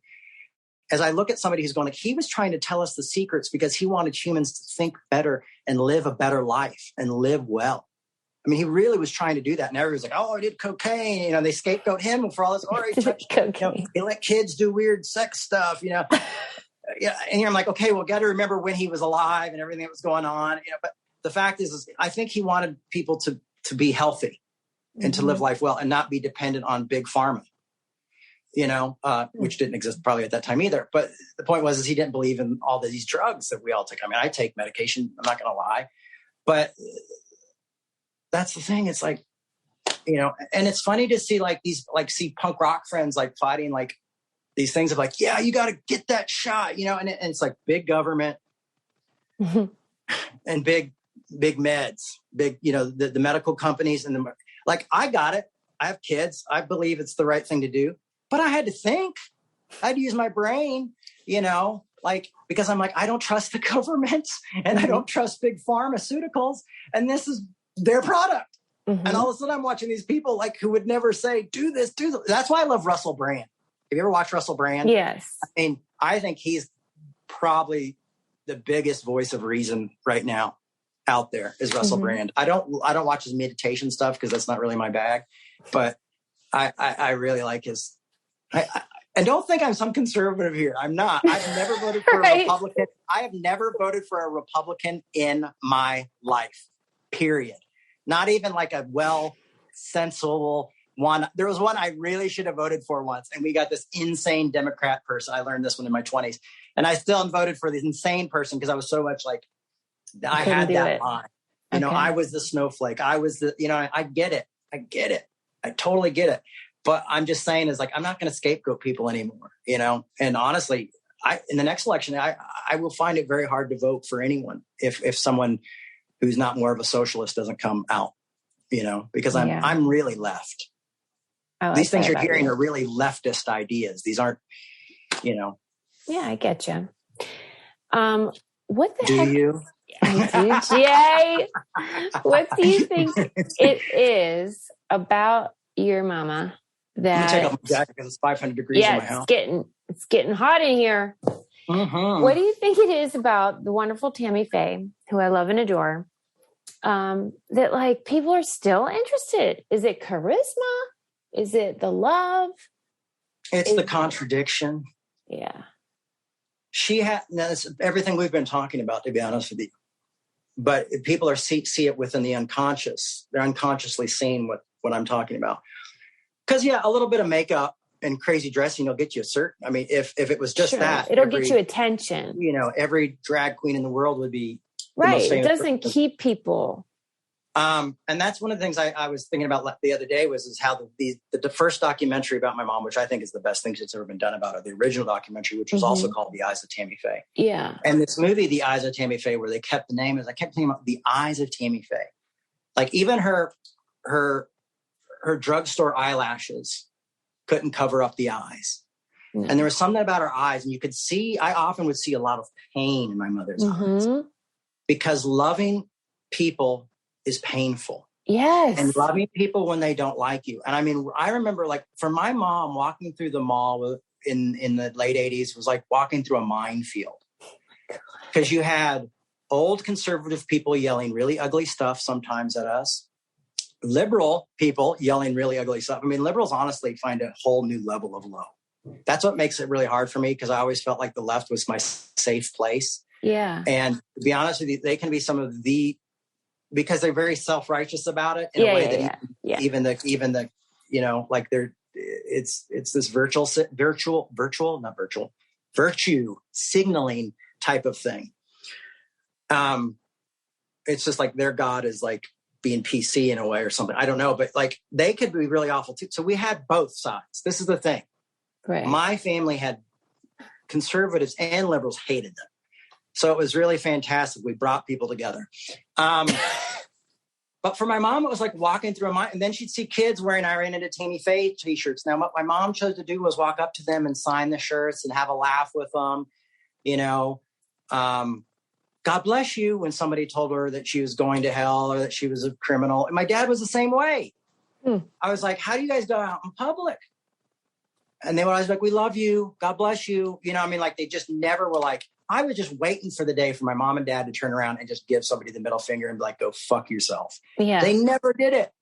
Yeah. When the Baptist church, what are the ones that do protest the funerals? You know what I'm talking about, right? Oh yeah. Westboro. When Westboro did my mom's funeral memorial, when they protested it, I had my friend drive by, and when I drove by, I put both my hands out and gave them two middle fingers as I drove by. I said, why did you do that? And I said, because I needed to, you know, Mr. Grace, Mr. Love and Compassion. Take it. Yeah. Yeah. You know, and my folks never did that. And I was always like, man, there's a lot of, and it's really sad, because I do find that I'm very uncomfortable with anger myself, and probably could use more of it, or at least better release for it. I think too, though, that she is an original. She is original. She loved people, and she brought people together, and she was able to reach people no matter where they were at, no matter what their religion was, no matter what their sexuality was, no matter their age. She could reach people. Like, she tattooed one of my friends, Phil Colvin, who is my tattoo artist in Atlanta. He was joking one day and be like, I'd love to have your mom tattoo me. And she was in town. I'm like, Mom, this would be crazy, but my friend said this thing. And I'm like, would you tattoo him? And she's like, of course. No. Called up Phil, and I was like, were you serious about my mom tattooing you? And he's like, get the fuck out. You know, and he wears like all these, like, he's totally an atheist, and like has like all these shirts that are like, you know, Jesus with like, you know, eyes, fire shooting out. You're like, reverent. You know, all this crazy stuff. My mom would care less about any of that stuff. She thinks it's kind of silly, and I kind of do too. But yeah, so she goes in, tattoos them. But before she goes in and tattoos them, she gets a picture of herself. She puts it in frames. Phil, yeah. Then she's give me my makeup. Yes. Where's your crazy glue? Where's your crazy glue, honey? I'm like, hold on, I'll get some, because we always have to have crazy glue. Wait, for crazy what? Glue takes makeup out of her purse, puts crazy glues her makeups onto the frame with the picture, takes it to Phil. So he has this picture, remembers it, sits down and tattoos a little cross with a TF by it. I am so jealous. I want that. I am kind of too. I kind of should have like, hey, yes. But my mom, you know, and then she would go speak at ORU if they had her. You know what I mean? Like but the thing is I don't know if my mom could exist today. Like, I think, like, and honestly, this is the sad thing is, and I think this is maybe what happened to my dad, is I think there's evangelicals kind of embraced him back in, because the left was like, he's untouchable, you know? And I think now, if my mom didn't come out and clearly state, I believe it's okay to be gay, I think a lot of woke people would cancel her or would push her away because she wasn't clear enough. But in her time when she lived, she could walk a line that brought everybody together. She didn't have to say it. And I know what she wanted to say, because I remember she was one of the first people I went to say, Mom, I'm going to announce to the church that I affirm LGBTQ folks. And we had a talk about it, you know, but people don't know that part of her. You know, I mean, when Christians are protesting other liberal Christians at liberal music festivals, things have gotten a little out of hand.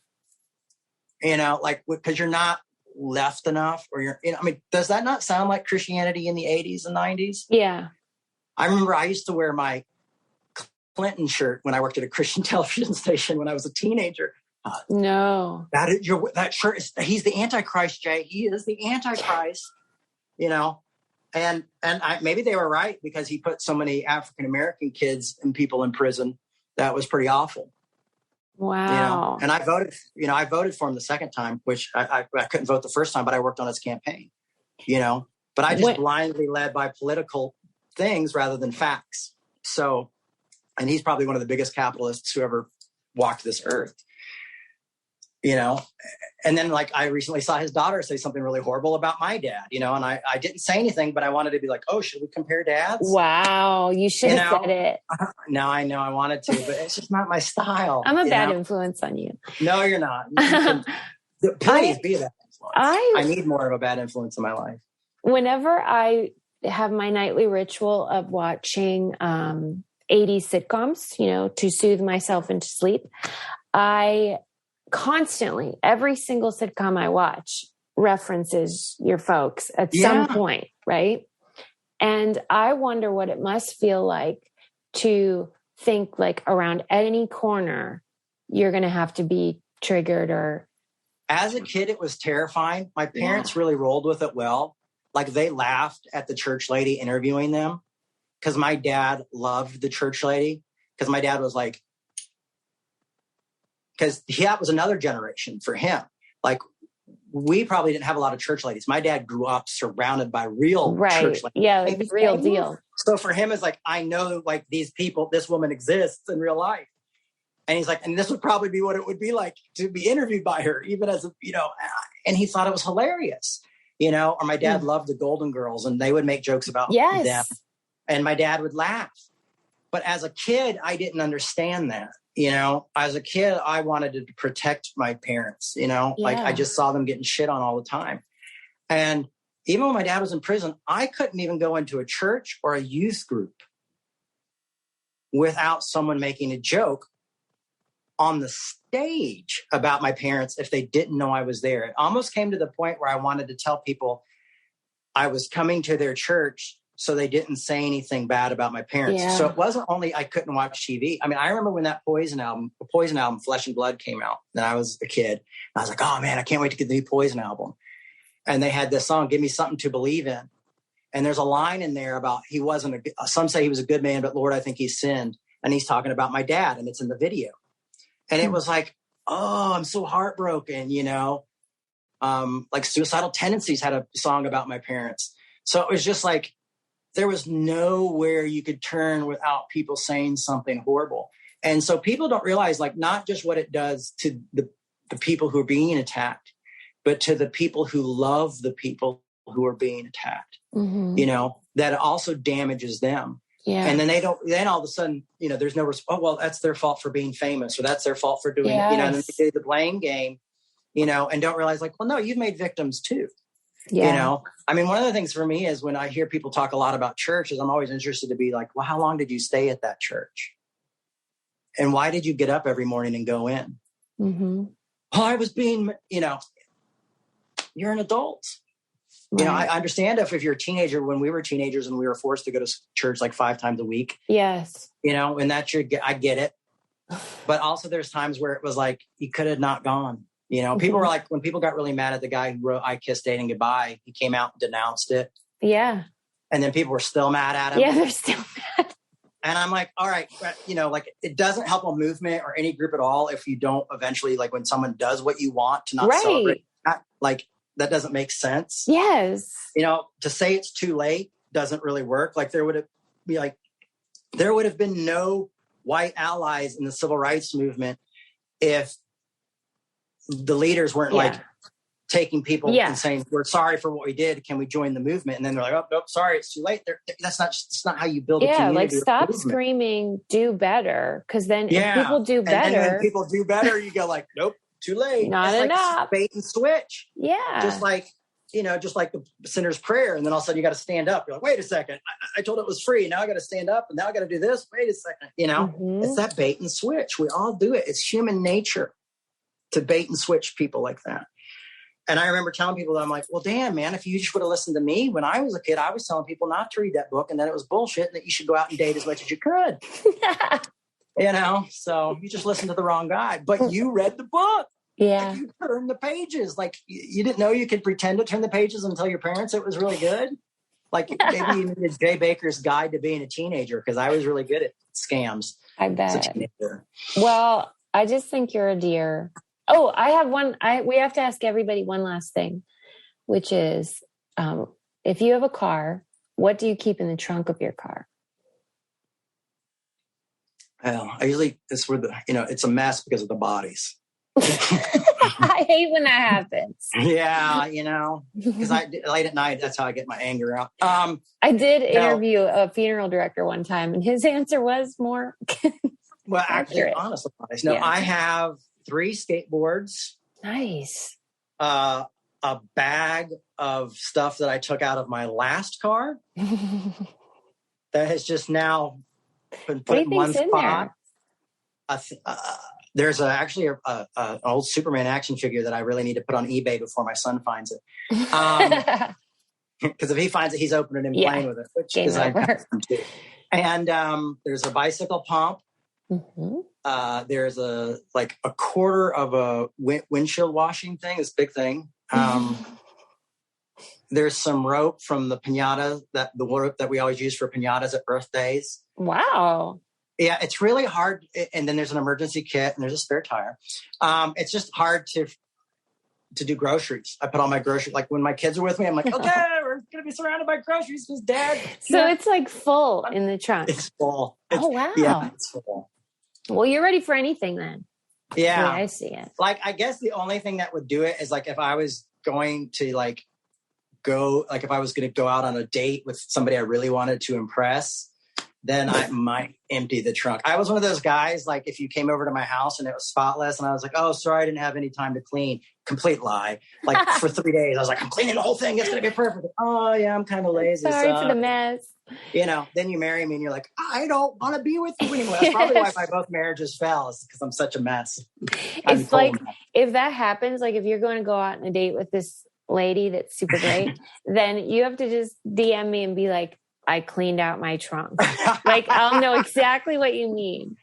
We'll be on this. There's a lady in my life right now that I really like a lot. So hopefully I don't have to, and she knows I'm a mess.